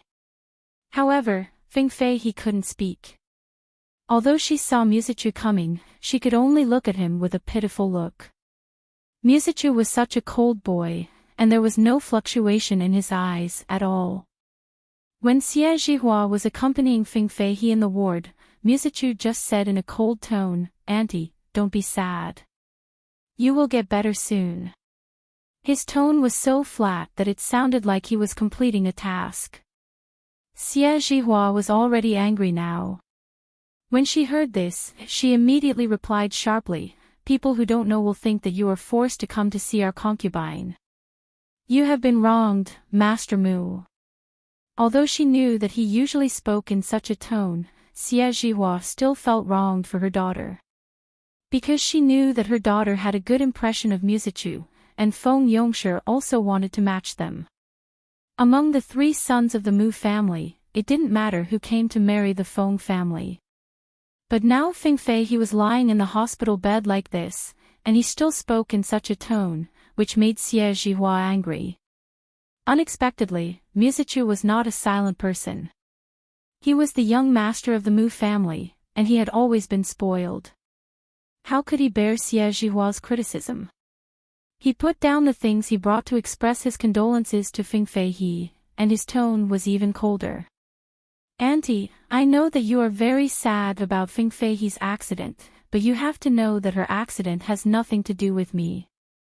After saying this, he turned around and left. Feng Feihe was a little excited. She wanted Musichu to stay. Xie Zhihua's eyes widened. Seeing that Musichu didn't look back and walked quickly, she was dumbfounded. Feng Feihe's tears fell again. Xie Zhihua panicked. When she went out of the ward, Musichu was tall and walked quickly, and he disappeared in the blink of an eye. She couldn't put down her face to chase him, so she turned back with an ugly face. Don't cry. The people from the Mu family are all heartless. Why do you have to like him? If you really like him, I'll ask your father to think of a way. He has no choice but to marry you.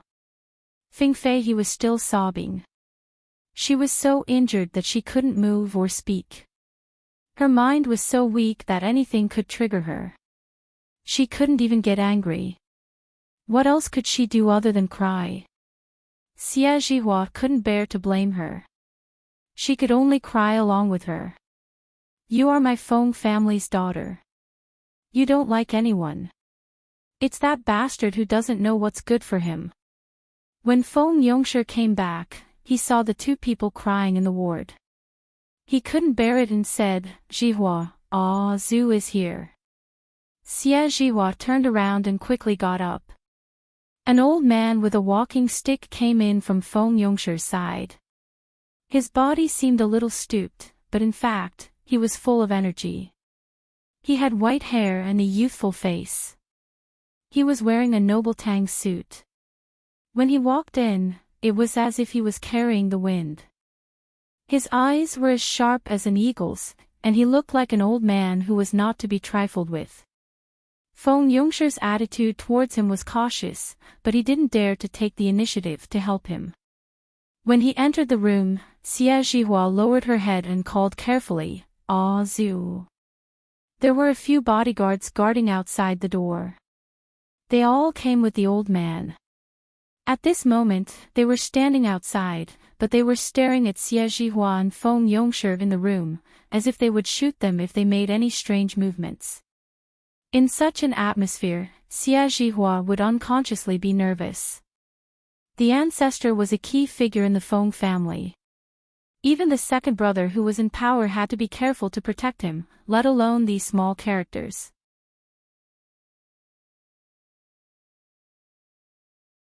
Chapter 94. Zhu's face was cold, and he didn't say a word.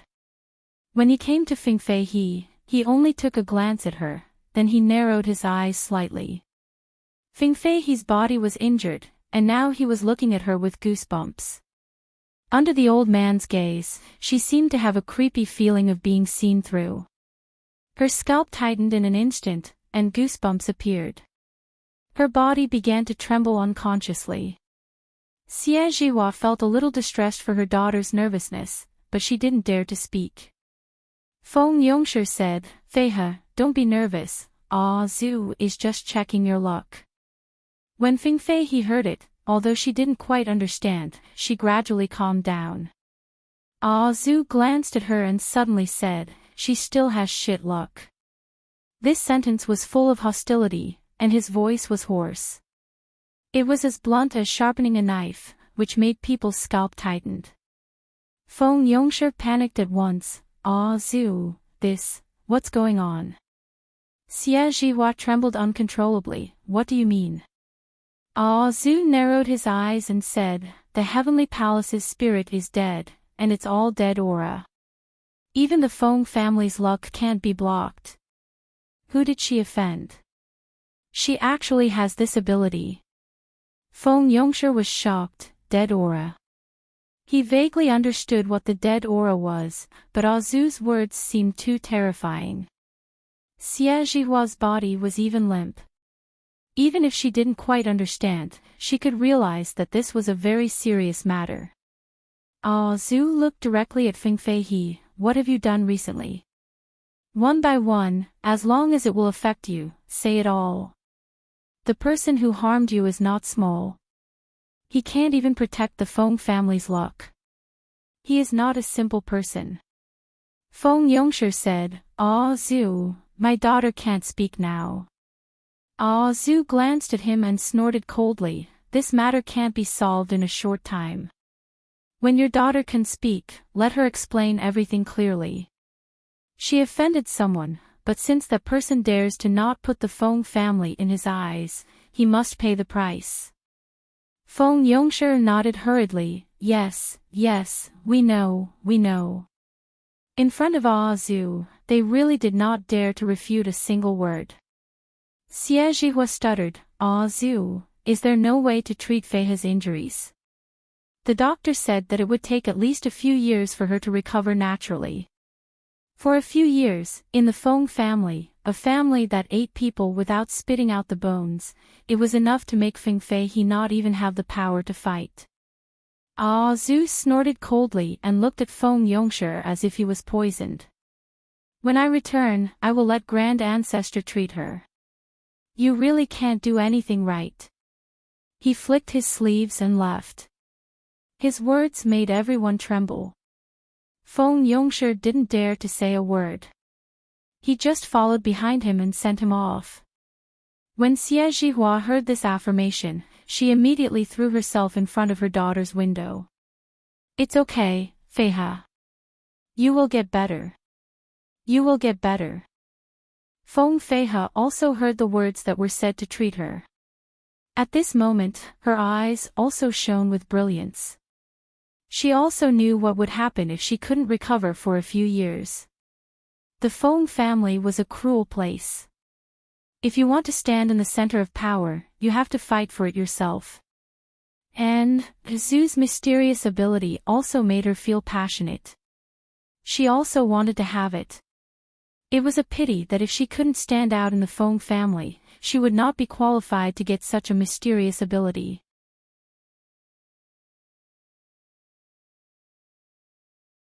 Chapter 95. Qiao Jin carefully calculated Feng Fei's matter in the room. Only then did he discover that the Feng family was really a bit strange. The Feng family was a big family that prospered in the same era as the Song family. If the Song family relied on the accumulation of their predecessors to enjoy great wealth, then the Feng family prospered by borrowing the power of others. Now that it had reached the point where it was as famous as the Song family, the Feng family was naturally powerful. This family believed in the law of the jungle, and they still maintained the feudal system from 100 years ago. Compared with the Song family's openness, the Feng family didn't seem to take women seriously. The Feng family had many children, especially in Feng Fei's generation. There were dozens of children in the Feng family alone, not to mention those who were not allowed to enter the family. Every man in the Feng family, in addition to the official wife, had no less than 2 mistresses. These mistresses were not the same as ordinary lovers. If they could give birth to a son, and the son was outstanding, they would have the opportunity to enter the Feng family. Although it was not as good as the official wife of the Feng family, their life would be much better. It was not something that some rich and powerful women could compare with. Other families didn't think highly of the Feng family's practice, but because of the cooperative relationship, there were still many people who were willing to marry their spoiled daughters to the Feng family's men. Because the Feng family's assets, family business, and lifeline were not comparable to ordinary people. It had reached a point that ordinary people couldn't imagine. Feng Fei's father, Feng Yongshi, was the 5th in the Feng family's older generation, but he was not born of the Feng family's master's wife.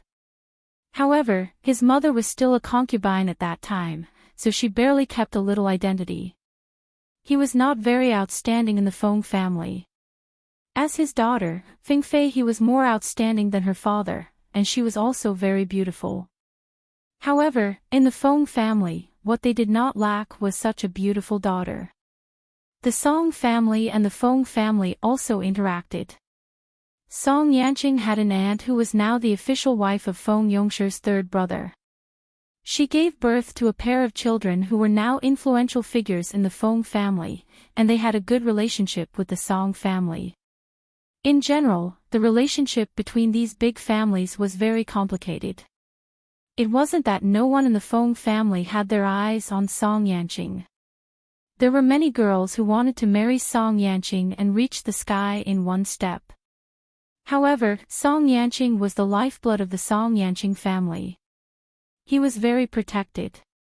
Even Song Yanqing's aunt herself did not allow the Feng family's daughter to come into contact with Song Yanqing. Not to mention the marriage alliance. There was something strange about the Feng family.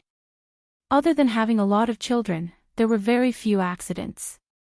There were hundreds of large clans with a main branch population, and basically nothing unexpected happened. Fing Fei's accident this time could be considered the most serious incident among all the children. Even a family as blessed as the Song family had lost 2 children. The strangeness of the Feng family was in the karma that Qiao Jin saw now. The Feng family had a powerful formation master. For so many years, they had been borrowing the luck of other families. This created a thick protective shell for the Feng family's descendants and the family's fortune, isolating them from any danger. Until Fing Fei was stained with Qiao Jin's karma, even a big family like the Feng family couldn't stop it. Death was her final destination. Because of the Feng family's luck, she was only paralyzed for a few years. In other words, the Feng family was like a group of leeches attached to the major families in the capital, sucking the blood of others to fatten themselves. The array master of the Feng family would definitely notice that something was wrong, and then, they would probably find their way to her soon.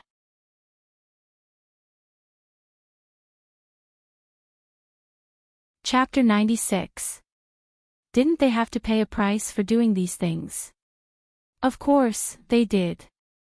The Feng family's method of borrowing luck was fundamentally different from Song Yanqing's swapping of life providences. They could also use this method to spread the consequences of borrowing someone else's luck. The Feng family had probably done a lot of shady things in private. Did Song Yanqing's life chart exchange have something to do with the Feng family? Qiao Jin thought quietly for a while and quickly abandoned this idea. Life chart exchange and borrowing luck couldn't be compared. If the Feng family dared to do this, no matter how powerful their luck was, it couldn't stop them. Just as she was thinking, she felt a special movement outside. She walked over and opened the door. When she went downstairs, she saw a handsome man coming in. He was tall and well-proportioned, wearing a black custom-made suit, which showed his outstanding figure. His face was cold, and his aura was strong. He was similar to the Mu family's father and son. When he walked in, all the servants greeted him respectfully, "Young master." He walked in a hurry and simply said, "Prepare some food for me." His voice was low and magnetic. The servant took the order and left. He also walked upstairs. He probably felt something. When he went upstairs, he suddenly looked up and met Qiao Jin's eyes. Mu Qiji paused for about 3 seconds and then said, "Qiao Jin." Qiao Jin politely replied, "Yes, hello." After being in the Mu family for so many days, Mu Qiji finally appeared. The eldest brother of the Mu family was also the most outstanding man. Because he was very capable at a young age, he had been helping Mu Jinming with his foreign business. It was common for him to go on business trips, and he rarely came back. Mu Qiji didn't say much. He nodded to Qiao Jin and then walked in the opposite direction. His room was far away from Qiao Jin. This eldest brother looked calmer than the twins, and his experience was not comparable to the twins. Sure enough, people who had begun to control power were different from the brothers who were still struggling in school. Since she had already seen him, there was nothing else to pay attention to. Qiao Jin returned to her room. The notifications on the Cat Treasure Network kept coming in. Only when a buyer sent a message would it beep non-stop. Qiao Jin guessed who it was and walked over to take a look. Anonymous buyer, I feel hollowed out. JPG, Hu Wei invited me to his house yesterday, but I didn't go. Today, a female corpse appeared near his house. I'm a little scared. Lin Si felt cold all over, but he didn't dare to tell anyone. 2 days ago, she didn't take Qiao Jin's words seriously and went to the milk tea shop as usual. Coincidentally, her parents had gone on a trip for the past 2 days and were not at home. It was supposed to be the time for her to put on an act. Then, Hu Wei finally invited her to his house. Logically speaking, a young girl's emotions should be restless. She already had a good impression of Hu Wei. If it was any other time, she might have really agreed. But yesterday, she had suddenly thought of her fortune-telling. Her remaining superstition had caused her to lie and say that she had something to do and couldn't go, so she went home. At that time, Hu Wei didn't say anything. But the next day, a corpse appeared near his house. If Lin Si hadn't seen Hu Wei's address when he was receiving a package, she might not have thought much about it when she saw the news. But it was such a coincidence that the corpse was near Hu Wei's house. She had also rejected Hu Wei's invitation yesterday. Of course, a normal person wouldn't suspect Hu Wei. But she had just been told by a fortune-teller that Hu Wei was a murderer. Her rationality collapsed. She only had doubts in her heart. She felt a little guilty when she was alone at home. She asked her classmates to accompany her, but she didn't know who to tell. She was so anxious that she could only harass the customer service.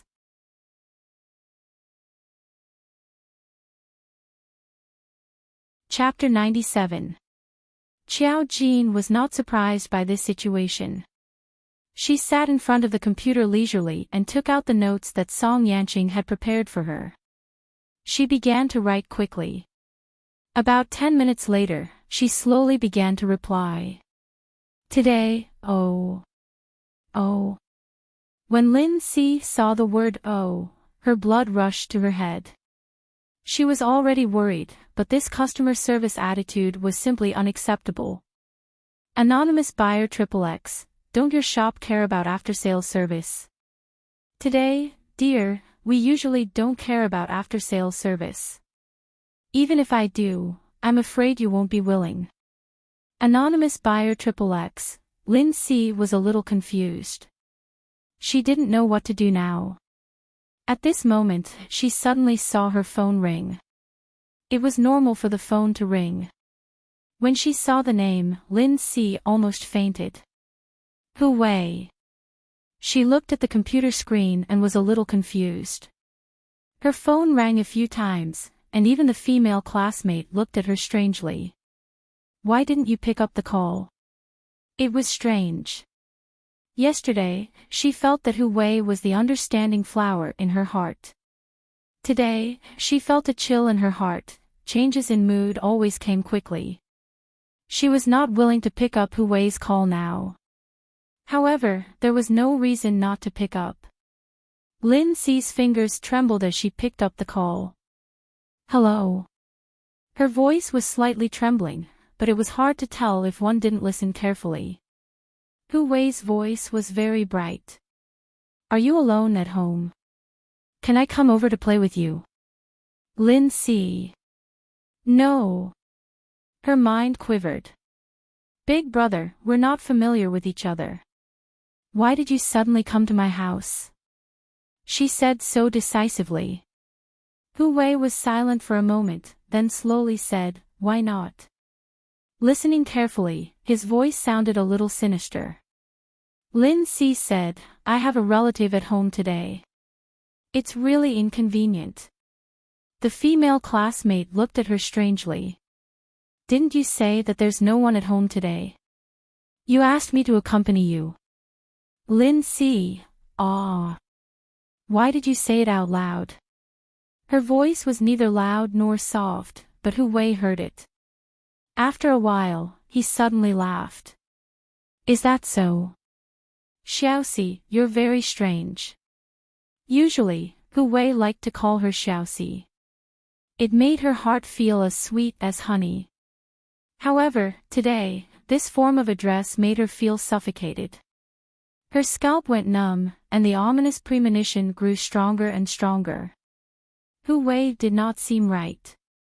The doorbell suddenly rang from outside, and Lin Si was startled. The female classmate said again, the takeout I ordered is here. She got up and was about to open the door when Lin Si thought that she was a little nervous.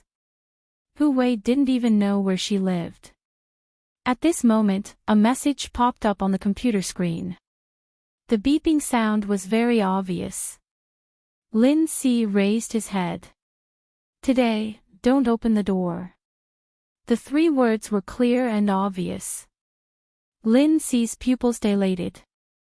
He hung up the phone abruptly and ran to the living room to grab the female classmate who was about to open the door.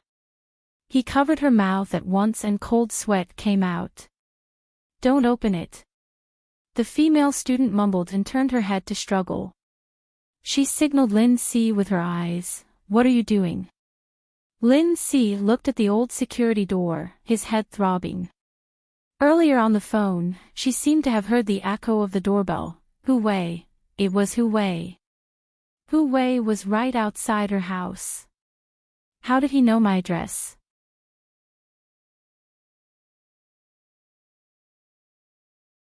Chapter 98. Even if Lin Si wanted to develop a relationship with Hu Wei, she wasn't so blind as to tell him everything. Moreover, Hu Wei hadn't been here for long, so he didn't ask Lin Si where she lived. What happened today was too strange.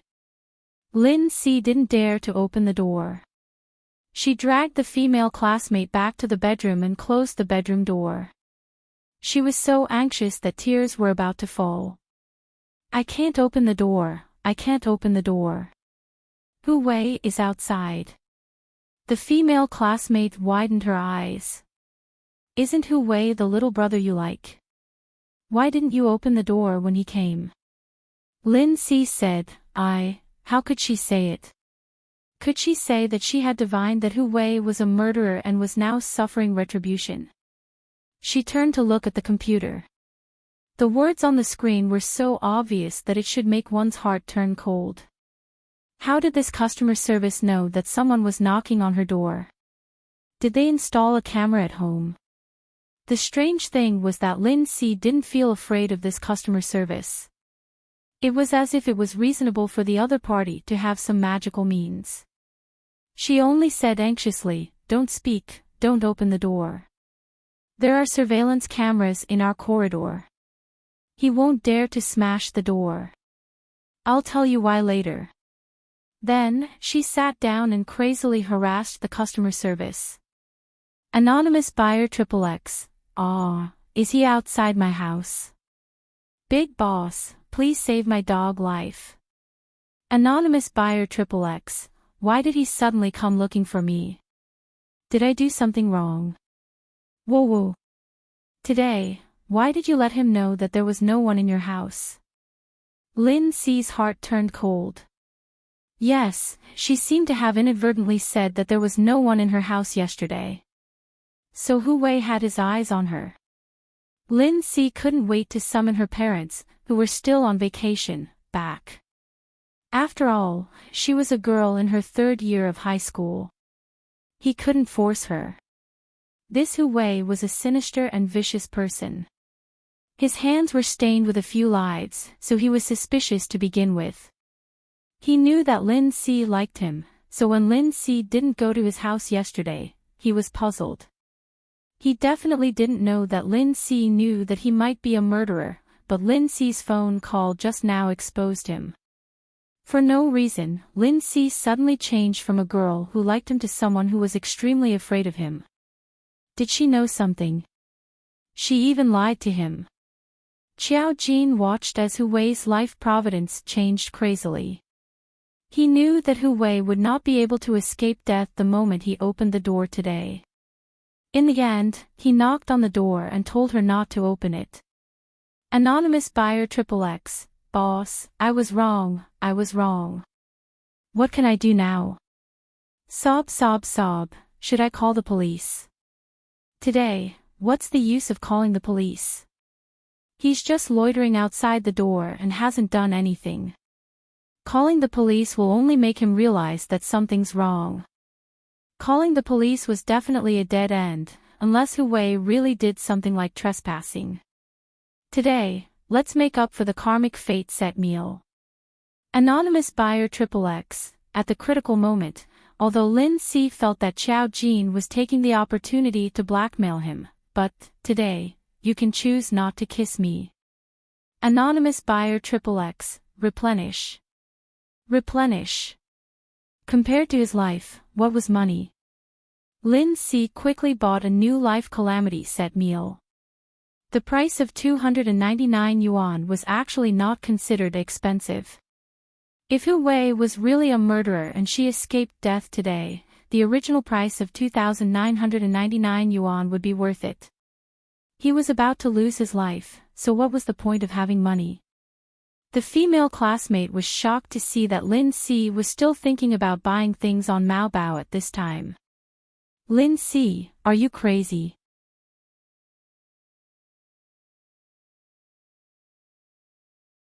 Chapter 99. Lin Si was the one who asked her to sleep over tonight. She said that no one at home was afraid.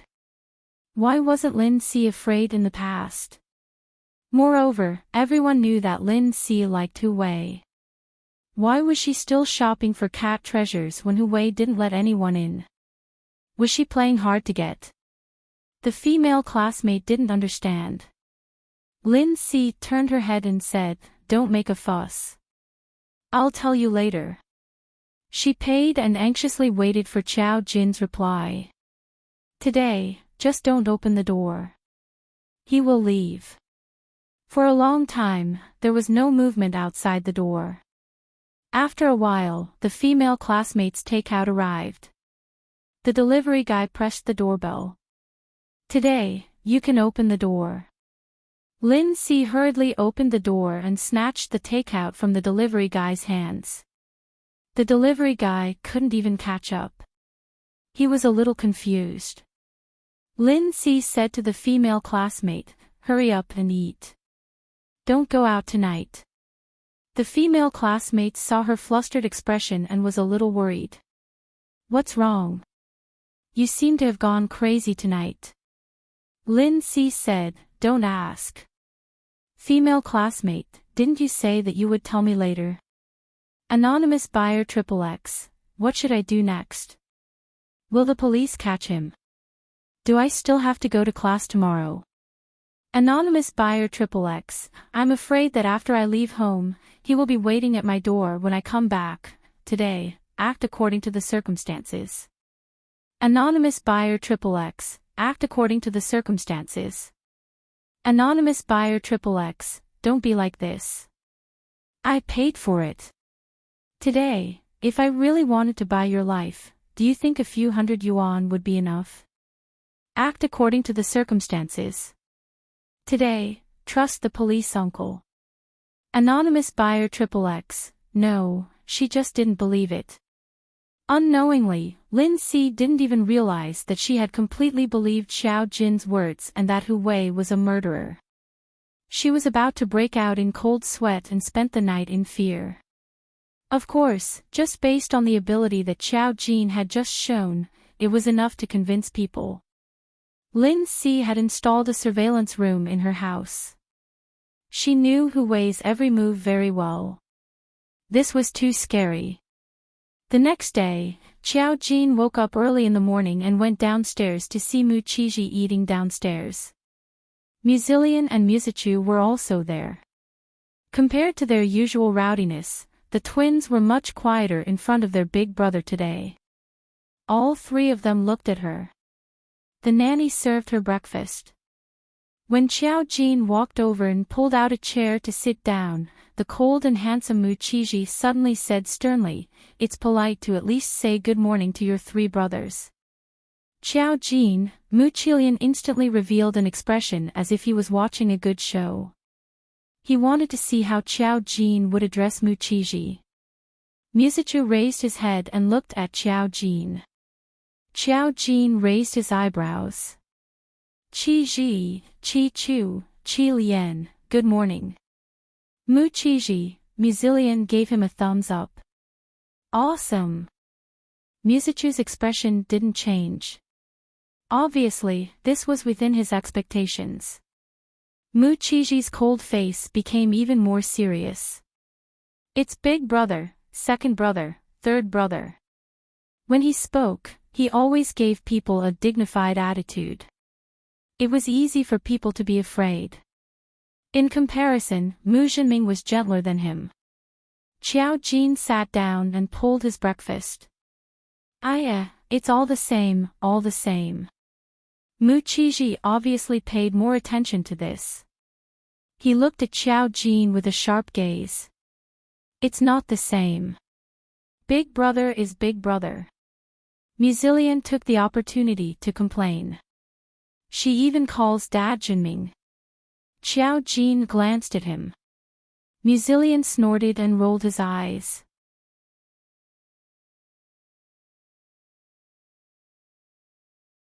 Chapter 100. Mu Qiji was even more puzzled when he heard this. Since you've entered this family, you're also mother's daughter. Naturally, you're a member of this family. We're all family. Xiao Jin poked at the bowl and chopsticks. Yes, we're all family. Qiji, don't mind such small things. Mu Qi hurriedly pointed his chopsticks at his elder brother's head without a trace. He indicated that Xiao Jin's brain wasn't right. Mu Qiji finally retracted his gaze and ate his breakfast. After Xiao Jin finished his breakfast, he stood up and said, "I'm done eating. Everyone, take your time. I'm going to class." Musichute suddenly asked Xiao Jin, "Do you know Fingfei He?" Xiao Jin instantly turned around. "Is it the Fingfei He you mentioned who got into a car accident yesterday?" Mu Qiji also turned his gaze over. Muzillion also said in surprise, "Fingfei He got into a car accident. Oh, that's really strange. Is she dead?" Muzillion's words were not very pleasant to hear. It was clear that he didn't like Fingfei He. It was more or less the same. Fingfei He liked Musichu and was almost always by Musichu's side. She didn't like the arrogant and unruly Muzillion. It would be strange if Muzillion liked her. Mu Qiji opened his mouth to stop him. "Qi Lian, have some sense of propriety." Muzillion snorted coldly and didn't dare to continue speaking. Musichu only looked at Xiao Jin. "You don't know Fingfei He, right?" Xiao Jin waved his hand. "Of course I don't know her. It has nothing to do with me. It's really sad that she got into a car accident at such a young age. I'm going to class. Bye-bye, everyone." She left immediately. Muzillion looked at Musichu and said, "Why are you asking her about Fingfei He? How is she qualified to know Fingfei He? Isn't that woman's nose pointed to the sky?" Mu Qiji also received the news of Fingfei He's accident, but he didn't have much contact with the Feng family. He only asked, "Is it serious?" Musichu nodded. "I'll have to be bedridden for a few years to recover." Muzillion gasped. "It's that serious?" Musichu nodded and did not say anything else. He vaguely felt that Xiao Jin knew something, but he didn't want to ask. After a day of classes, the news of Fingfei He's car accident spread throughout the campus. Everyone felt that it was a pity that something like this had happened to such an outstanding and perfect schoolbelle. There were even people who spontaneously organized to see Fingfei He. Of course, it was unknown how many of them were there to watch the fun. When Xiao Jin finished school, she noticed that someone was following her at the school gate. The person leaned against a black car, seemingly casual. Under the lowered brim of the hat, the exposed white neck was full of strange black tattoos. It was in the shape of a black phoenix. His eyes were staring at her. Others might not be able to feel it, but Xiao Jin's senses were sharp. This person was coming for her. She hooked her lips and pretended that she didn't see anything. She got in the car and left the school. Her phone began to beep. She turned it on and saw that her only business had a follow-up. The buyer missed her and left a message, "Thank you, Master, for saving my life in time." "Thank you, Master. If I can see you, I will definitely kowtow to you." Xiao Jin smiled. Hu Wei was arrested. The police's action was actually very fast. The news spread throughout their school. After Lin Si learned that he was really a murderer, she almost knelt down on the spot. After returning home, the first thing she did was to praise Xiao Jin. If it weren't for the store's restrictions, she would have directly given Qiao Jin a crown.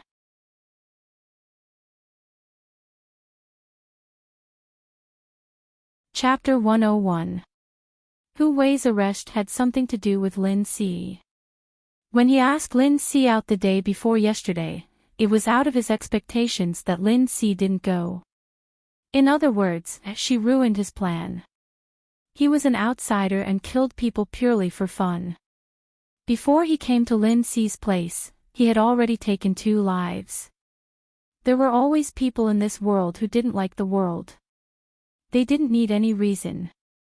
Hu Wei didn't succeed in seducing Lin Si. He found a woman at the last minute, but in the end, there was a flaw. After the police confirmed that he was a suspect, they arrested him today. Because he was arrested directly in the milk tea shop, the news was very big. Lin Si also received the news at school. At that moment, her entire body turned cold. If she had agreed to Hu Wei that day, she could imagine that she would have been dead. How could she not be glad? Sometimes, a person's premonition was very strange. If she hadn't suddenly thought of fortune-telling, how could she have predicted that Hu Wei was a murderer? No, she had found a fortune-telling shop that was really capable. Because of the lingering fear, she even called her parents and cried for a while. However, she didn't say that the reason for fortune-telling would be easily scolded. Her parents were extremely scared and rushed back that day. When Lin Si returned home, she gave Qiao Jin's fortune-telling shop a good review. She even left a message for Qiao Jin crazily. Qiao Jin's reaction was very calm. Today, it's fine as long as you're fine. Look, this is the demeanor of a master. Calm and collected. A few hundred yuan to save a small life was simply like doing charity. Now, Lin Si was extremely impressed by Qiao Jin. Everything the master said made sense. Missing is not as good as past. Master, can I help my parents read their fortunes? Today, no. She couldn't be bothered to explain, but these 4 words stunned Lin Si. Perhaps the calamity was too great and offset something. It wouldn't be good if she continued to read it. Lin Si's brain reacted quickly. She quickly typed a reply, okay, thank you, master. I won't read it. I will definitely recommend others to come to master's fortune-telling shop. Qiao Jin didn't reply. If it were any other seller, they would have to worship the buyer. But now in Lin Si's eyes, Qiao Jin was a divine fortune-teller. It was normal for a divine fortune-teller to have a personality. She couldn't help but feel a little excited. This master was too accurate. However, if he wasn't a fortune-teller, it wouldn't be good for him to harass this master. Moreover, since this master had opened a fortune-telling shop on the internet, he probably didn't intend to show his real face to others. Lin Si thought for a moment. Even if her family didn't count, what about her relatives? She could recommend him to her relatives and classmates. Thinking of this, Lin Si felt that he had contributed a little and was almost moved to tears. It was mainly because the master had saved her life, yet he had only received less than 400 yuan. Even she herself felt that it was a little unbelievable. She would feel bad if she didn't increase the master's business. Lin Si was a surprise to Qiao Jin. He did not expect his first business deal to be so big. The price was really cheap. Even a set meal wasn't enough to offset such great luck, so when Lin Si asked if he could read her parents' fortune, Qiao Jin directly rejected him. However, it didn't affect him much. Qiao Jin didn't have to calculate everything, but his premonition was very strong. He could pry into the fate of some unlucky people, which was close to the ability of foresight. The rest was to adapt to the situation. After dinner, when she was about to go to bed, she received a message from He-Yao. He-Yao, Miss Qiao, does what you said last time still count?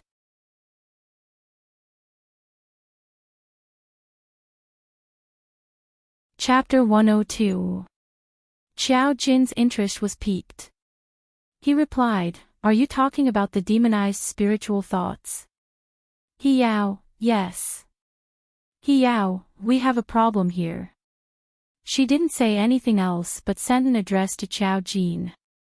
Xiao Jin glanced at it and got up without hesitation. He put on his coat and was about to go out. At this time, almost everyone in the family was resting in their rooms. When Xiao Jin went downstairs, he happened to meet Mu Qiji. Seeing that Xiao Jin was about to go out, Mu Qiji frowned. "Where are you going?" Xiao Jin said naturally, "I'm going to the disco." Mu Qiji, in Mu Qiji's mind, there was no such thing as a disco. But it didn't mean that he didn't know what it was. There was only one person in the Mu family who often went to these places, and that was Muzillion. Mu Qiji was not conservative, but he didn't think highly of these behaviors. Hearing this, he said in a harsh tone, "It's already 9 o'clock. Xiao Jin, yes, I know. I'll try to be back by 11. This was a very rebellious thing. The key was that Xiao Jin did it so casually as if it was a normal thing. Mu Qiji could not bring himself to stop her from scolding or hitting her. He only looked at her back view as she left and pondered for about a minute before he slowly took out his phone and called his father. When the phone was connected, Mu Qiji said concisely, "I think Xiao Jin is a bit rebellious." Mu Jinming, the couple, who were on vacation in Sakura, were so happy that they didn't want to go home. Hearing their eldest son's phone call, they knew what kind of situation he was in. Mu Jinming said casually, "She was even more rebellious a while ago." Mu Qiji, "You're considered her father in name. You should take care of her." Mu Jinming, "Sorry, I can't do anything." Mu Qiji, the father and son were speechless on the other side of the phone. After Xiao Jin came out, he did not disturb the driver. He took a taxi outside the villa area. The address given by Yao was quite a distance away. When she arrived, she found that it was an area that was waiting to be developed. The tube-shaped apartments nearby were all old. The tenants here were mostly migrant workers and white-collar workers who felt that the rent was cheap. Because it was going to be demolished, most of the buildings had been moved out. Only a few buildings were still lit up. Opposite him was a brightly lit building. It was like the difference between two worlds. There were very few people in the area to be demolished. Other than the construction team, there were only some small businesses and passers-by. Yao and the others were sitting in a small coffee shop, which was very conspicuous. When Xiao Jin walked over, Yao's team raised their heads. Although they had been investigating Xiao Jin, this was the first time they had come into contact with Xiao Jin other than Yao. When Qiao Yikai was chasing the demonized spiritualist, he was in the same department store as Xiao Jin and did not know her. The girl who came in had her long hair tied up. She was wearing a lemon-colored checkered shirt and shorts. She was an exquisite and beautiful city girl. There was nothing special about her. However, she was fair and clean. It could be seen that she had been raised well. She had a lazy air about her that was not easy to describe. Her temperament was also very attractive. Ishuadai's eyes lit up. A beautiful big sister. Hua Yanming poured cold water on her. "She's going to kill me." "Yao, don't talk first." Between them, there was an unfamiliar man's face.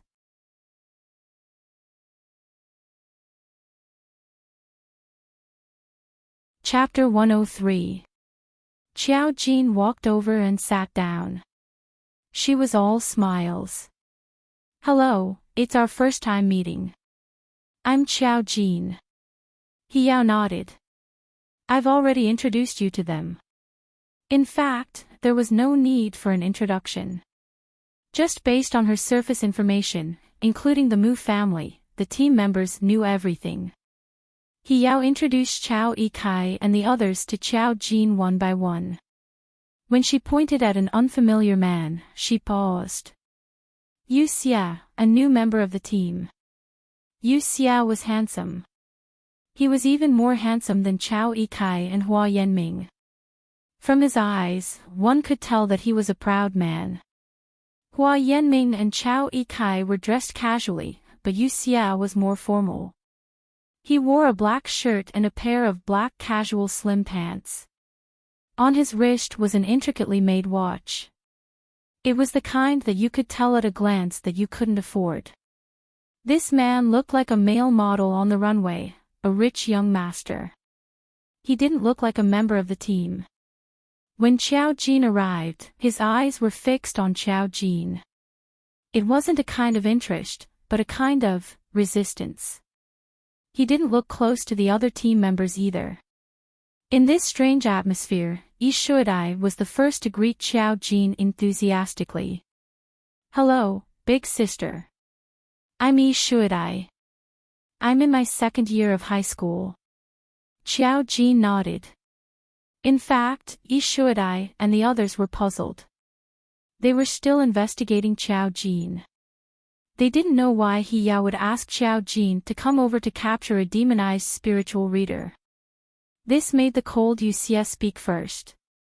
Captain, we have a mission. Why did you ask a stranger to come over? He Yao smiled and looked at him. Chao Jin is foreign aid. When this was said, the others were stunned. Chao Jin raised her eyebrows and didn't deny He Yao's words. Yu Xia smiled sarcastically. What's her ability? Yi Shuadai was about to interrupt and say that she was a prophet. Chao Jin smiled and said, I don't have any ability. I'm just here to watch the show. The others were speechless. Yu Xia was stunned. He Yao immediately interrupted, Chao Jin's ability has just appeared, so it's not obvious yet.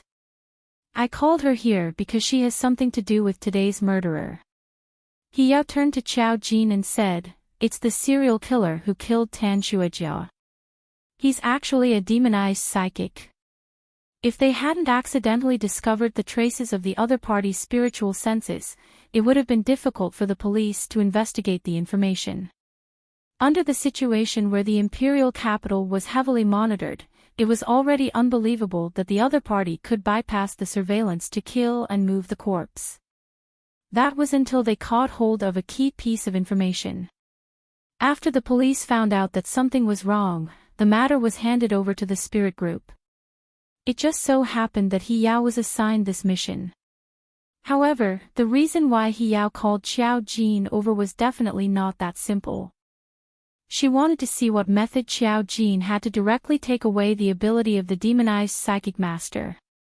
Calculating the time, He Yao knew that today's matter would definitely be resolved. Chao Jin had said that the murderer would be caught in a week. It was almost a week now. Chao Jin nodded and asked faintly, what's the other party's ability? Hua Yanming, it ignores objects. In layman's terms, it can be seen as passing through walls. Chao Jin directly said, an ability can't be perfect. There must be something that he can't pass through. He Yao agreed with her. We know, but we're still investigating. He's now in the tube opposite. If he notices that something is wrong and wants to run, we won't be able to catch him.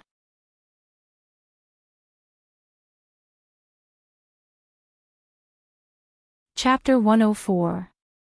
A person with the ability to pass through objects wasn't easy to catch.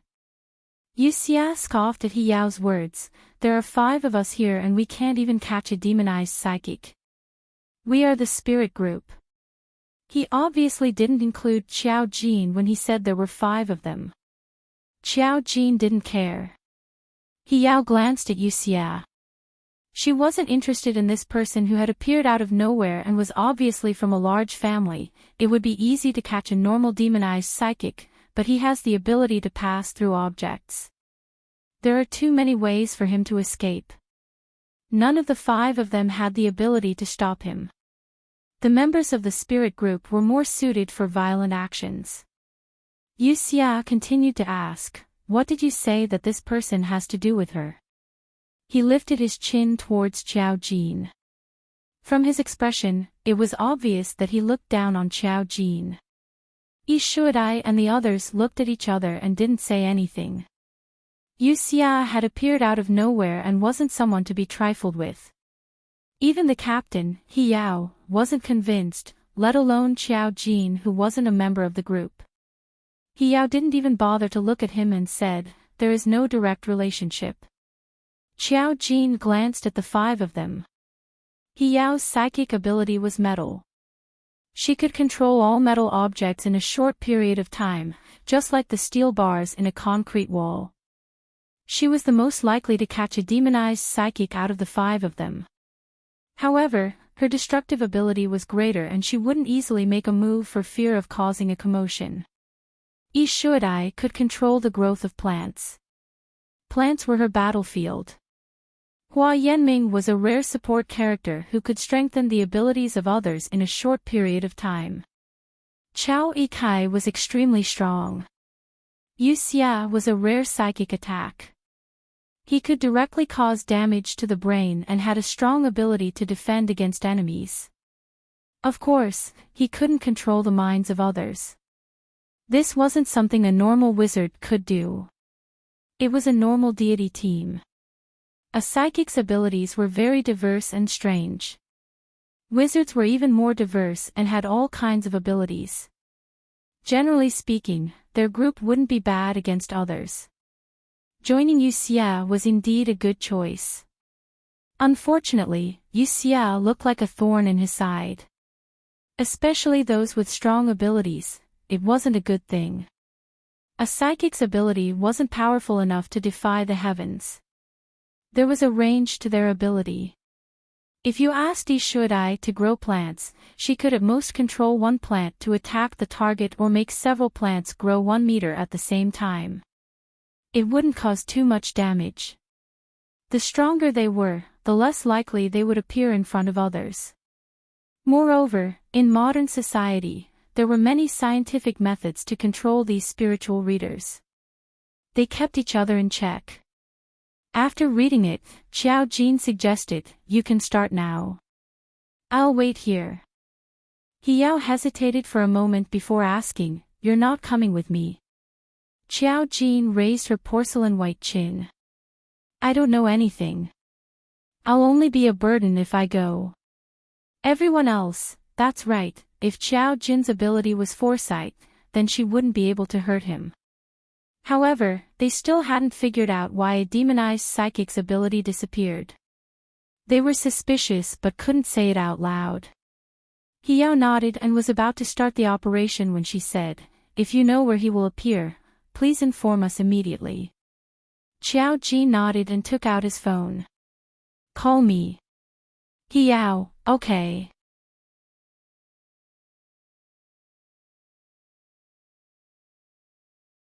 Chapter 105. He Yao and the others walked towards the old apartment. The neighborhood wasn't elegant, and the old man guarding the door was just a decoration. There was no cover at all. People from all walks of life could come and go here. But after the demolition, everything would change, but it still maintained its previous appearance. He Yao and the others were quite eye-catching walking here, mainly because of Yu Xia. He walked like a male model on the runway, constantly glowing and attracting people's attention. Even Yi Shuadai was a little disgusted. They entered the neighborhood with the information of the demonized psychic in their hands. Yu Xia seemed to have a problem with it. "You left her there alone." "Captain, I don't understand why you called an outsider. She's obviously useless." He Yao glanced at Yu Xia. "You have a problem with my decision." Even if He Yao didn't want to talk to Yu Xia, she was still a captain. Her cold expression showed that she didn't want to give Yu Xia any face.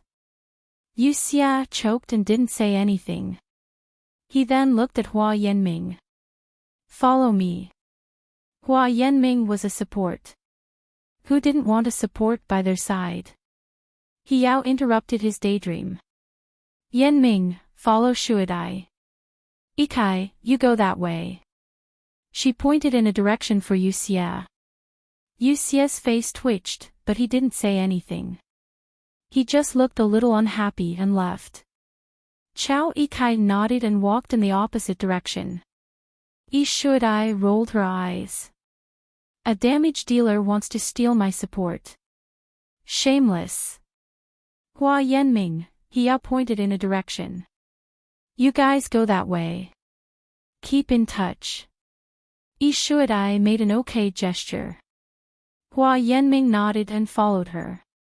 He Yao walked towards the main entrance of the neighborhood. Qiao Jin sat in the coffee shop and looked in that direction with her chin resting on her hand. If He Yao wanted to catch this demonized psychic, she might be able to. She called her over because He Yao wanted to see her ability. She didn't know what the standards of the spirit group were. He Yao probably just wanted to see if she was dangerous. The spirit group should have a way to deal with a psychic that was difficult to control. She also wanted to see what He Yao wanted to do. She suddenly turned around and raised her hand toward the apartment building opposite her. With a gesture that no one else could understand, she faked a few times toward the apartment. She seemed to be just casually gesturing. In her eyes, the color of the world changed, and red dots appeared in her pupils. Every place where the red dots corresponded to, the tube-shaped building emitted a thin red line. They intertwined with each other in a connected manner, gradually covering the entire sky above the tube-shaped building. In the end, they overlapped, like a huge butterfly pattern spreading its wings in the sky above the building. Its antennae dragged the red lines, like a huge net, locking the building inside. However, in the eyes of others, this place had not changed at all. In a room on the 5th floor of the gloomy apartment complex, there was a figure. In Qiao Jin's eyes, the figure emitted a dark light. Through the wall, the figure was very clear. It was a demonized psychic master. He didn't seem to be aware of the danger he was in. He didn't know that there were people from the spirit group approaching him, and he seemed to be leisurely cooking something. Qiao Jin smiled and stood up. No matter what He Yao's goal was, she had guessed one thing right. She had to get the spirit seed of this demonized psychic.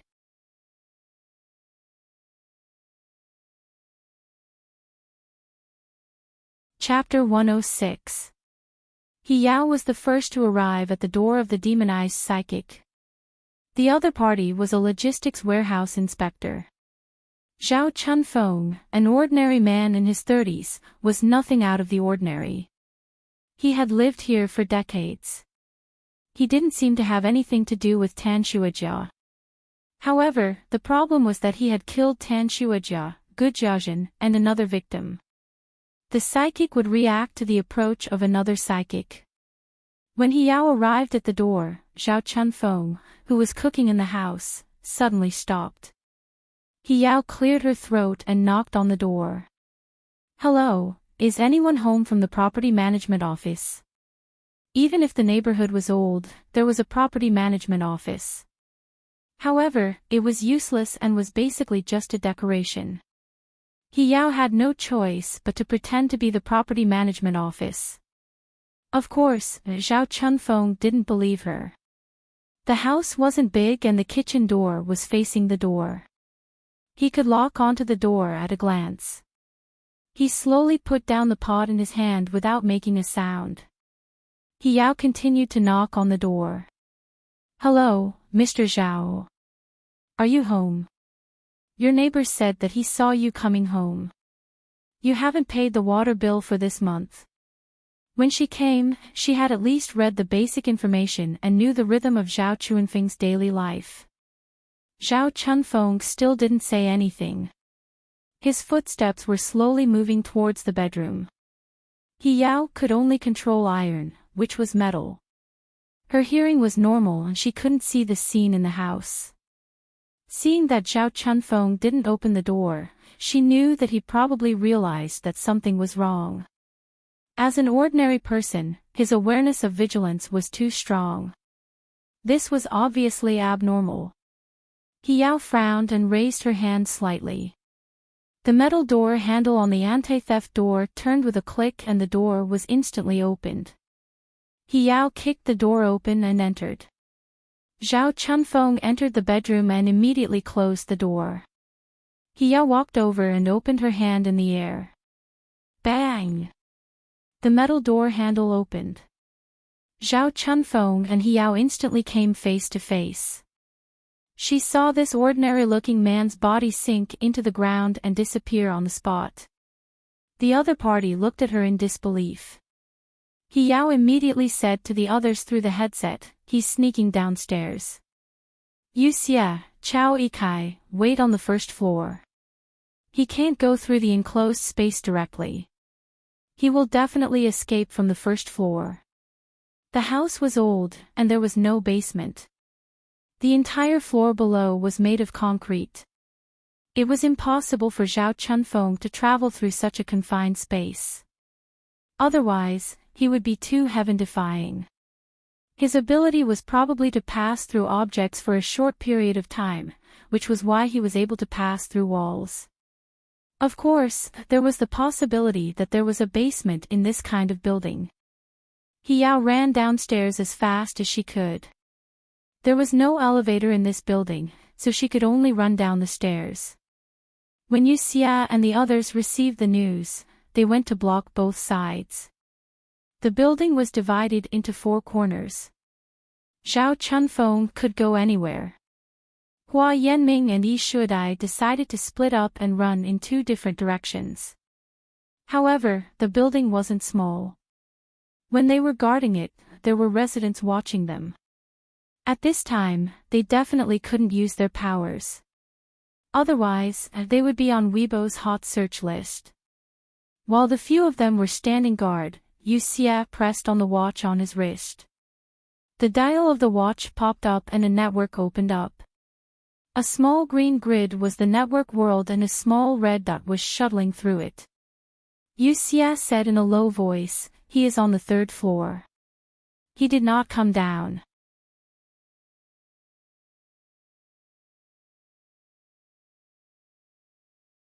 Chapter 107. Yao stopped on the 3rd floor and asked, "Which house?" Yu Xia glanced at the house. "The one facing the north, the one with the best situation. There's no one inside." This kind of house had 6 households on one floor and was very big.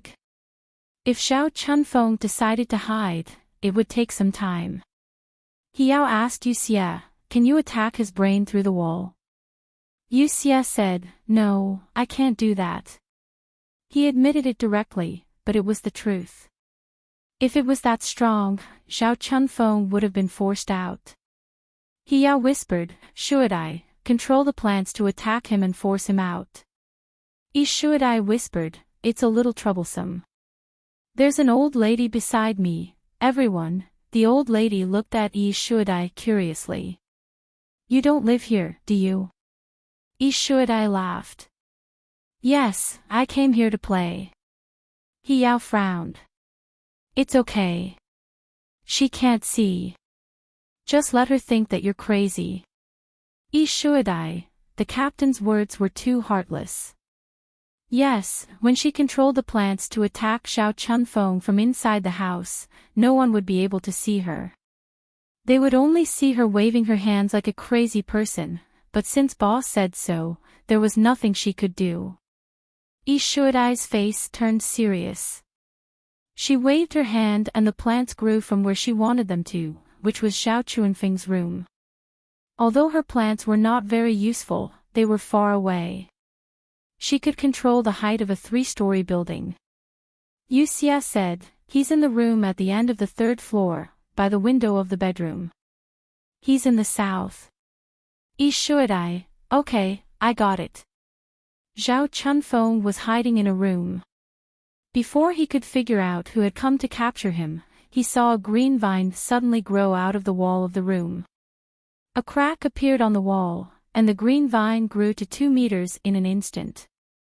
With a piercing sound, it danced and whipped towards him in an instant. Zhao Chunfeng broke out in cold sweat. He did not know what this thing was. He subconsciously went through the wall and fell down the stairs. The green vine retracted into the wall, but there were already traces of growth. The wall was drilled open and it was obvious that it was not caused by normal damage. It would be hard for the person who cleaned it up. I said, I think he ran away. Yu Xia continued, he fell to the first floor. Head east. He is preparing to run. Chao Yikai said in a low voice, I'm here. He Yao said, Shua Dai, continue to block him. Don't let him change direction. Yanming, go support her. Hua Yanming had just separated from Yi Shuadai. Hearing the order, he ran towards Yi Shuadai. This building was located in the middle, separated by flowers and plants. It would only take Hua Yanming a few seconds to run over. When the old lady saw Yi Shuadai, she kept waving her hands. Daughter, what are you doing? Yi Shuadai. I'm practicing my dance, Grandma. I thought you were greeting someone upstairs. Hua Yanming ran over and stood beside Yi Shuadai. He grabbed her arm and closed his eyes. Yi Shuadai's ability was enhanced, and the vines could grow to 4 to 5 meters in an instant. However, he encountered a thorny problem. The first floor was occupied. Yi Shuadai didn't dare to make too much noise. She controlled a rattan to pass through the corridor outside. Zhao Chunfeng just came out and bumped into the rattan. He broke out in cold sweat and hurriedly changed direction. He was already on the first floor. He couldn't go down underground and he couldn't fly up. He could only go through the wall.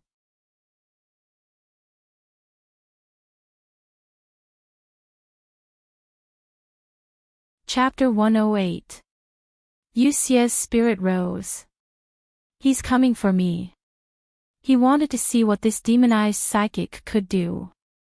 Zhao Chunfeng was a demonized psychic and a murderer. Now that he was forced into a corner, he had a violent impulse.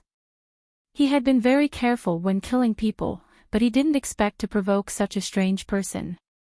When he first discovered his special ability, he thought he had a fortuitous encounter and that he was the only one. However, the moment he discovered He Yao, he knew that he was wrong. He wasn't the only one with a special ability in this world. Moreover, the sudden appearance of the vines wasn't a normal phenomenon. He could only pass through objects. When he thought of this, his face turned ugly. Because he was being chased, he looked like a cornered dog jumping over a wall. He simply steeled his heart. When he passed through a family, he saw that the people inside were eating. When the family saw him pass through the wall, they were stunned. The whole house was filled with screams. Zhao Chunfeng rushed into the kitchen, took a kitchen knife, and passed through the wall. This time, he changed direction and went in Yi Shuadai's direction. When he was upstairs, he saw a little girl behind the building. She was dressed delicately and didn't look like she was from here. It seemed like she came with that girl. Yu Xia's expression froze for a moment. Yi Shuadai, he's going for you. Yi Shuadai had used her ability repeatedly and was a little tired. She let out an "aw." Hua Yanming had a bad premonition. His face was solemn. Captain, there are civilians outside. Shuadai's ability is overloaded. He Yao immediately said, I'm already down. Be careful. The next second, Zhao Chunfeng, who was holding a kitchen knife, came out of the wall with a ferocious expression. Yi Shuadai hadn't experienced many missions. It was her first time seeing a demonized psychic rushing at her with a kitchen knife. She was a little stunned.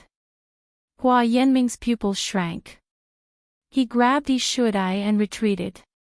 Then, Zhao Chunfeng saw the old lady next to Yi Shuadai. His target was clear. He immediately rushed towards the old lady.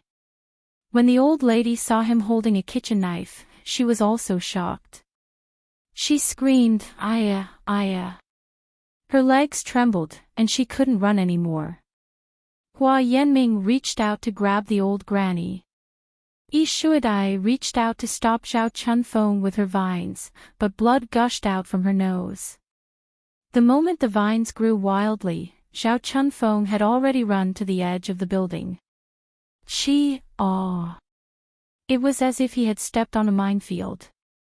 He screamed, and the kitchen knife fell to the ground. Then, he curled up. The back of his hand, which was the first to come into contact with the edge, seemed to have been scalded by something. Hot steam rose from his body. At that moment, Yi Shuadai and Hua Yanming saw something shocking. The dense red threads seemed to extend from the sky and were pulled by a huge butterfly in midair. They locked the building behind Xiao Chunfeng, including Xiao Chunfeng, inside. Just now, he had touched the edge of the red line. This scene only lasted for an instant. In the blink of an eye, it disappeared. Before they could describe the shock in their hearts, very light footsteps came from behind them. Yi Shuadai and Hua Yanming turned their heads. Qiao Jin was standing there, smiling faintly. Her body was cold and delicate as if it was illuminated by the moonlight. Her skin was so white that it glowed. She stood there with Qing Qin, who was uninvolved. You're tuning into the LoveLore Library YouTube channel. We're so grateful for your support, and don't forget to subscribe to join us on this incredible journey through captivating stories. Your generosity through donations truly makes a world of difference, as it's the primary source of revenue that allows me to expand and enhance this channel for you. Thank you from the bottom of my heart for being a part of this adventure.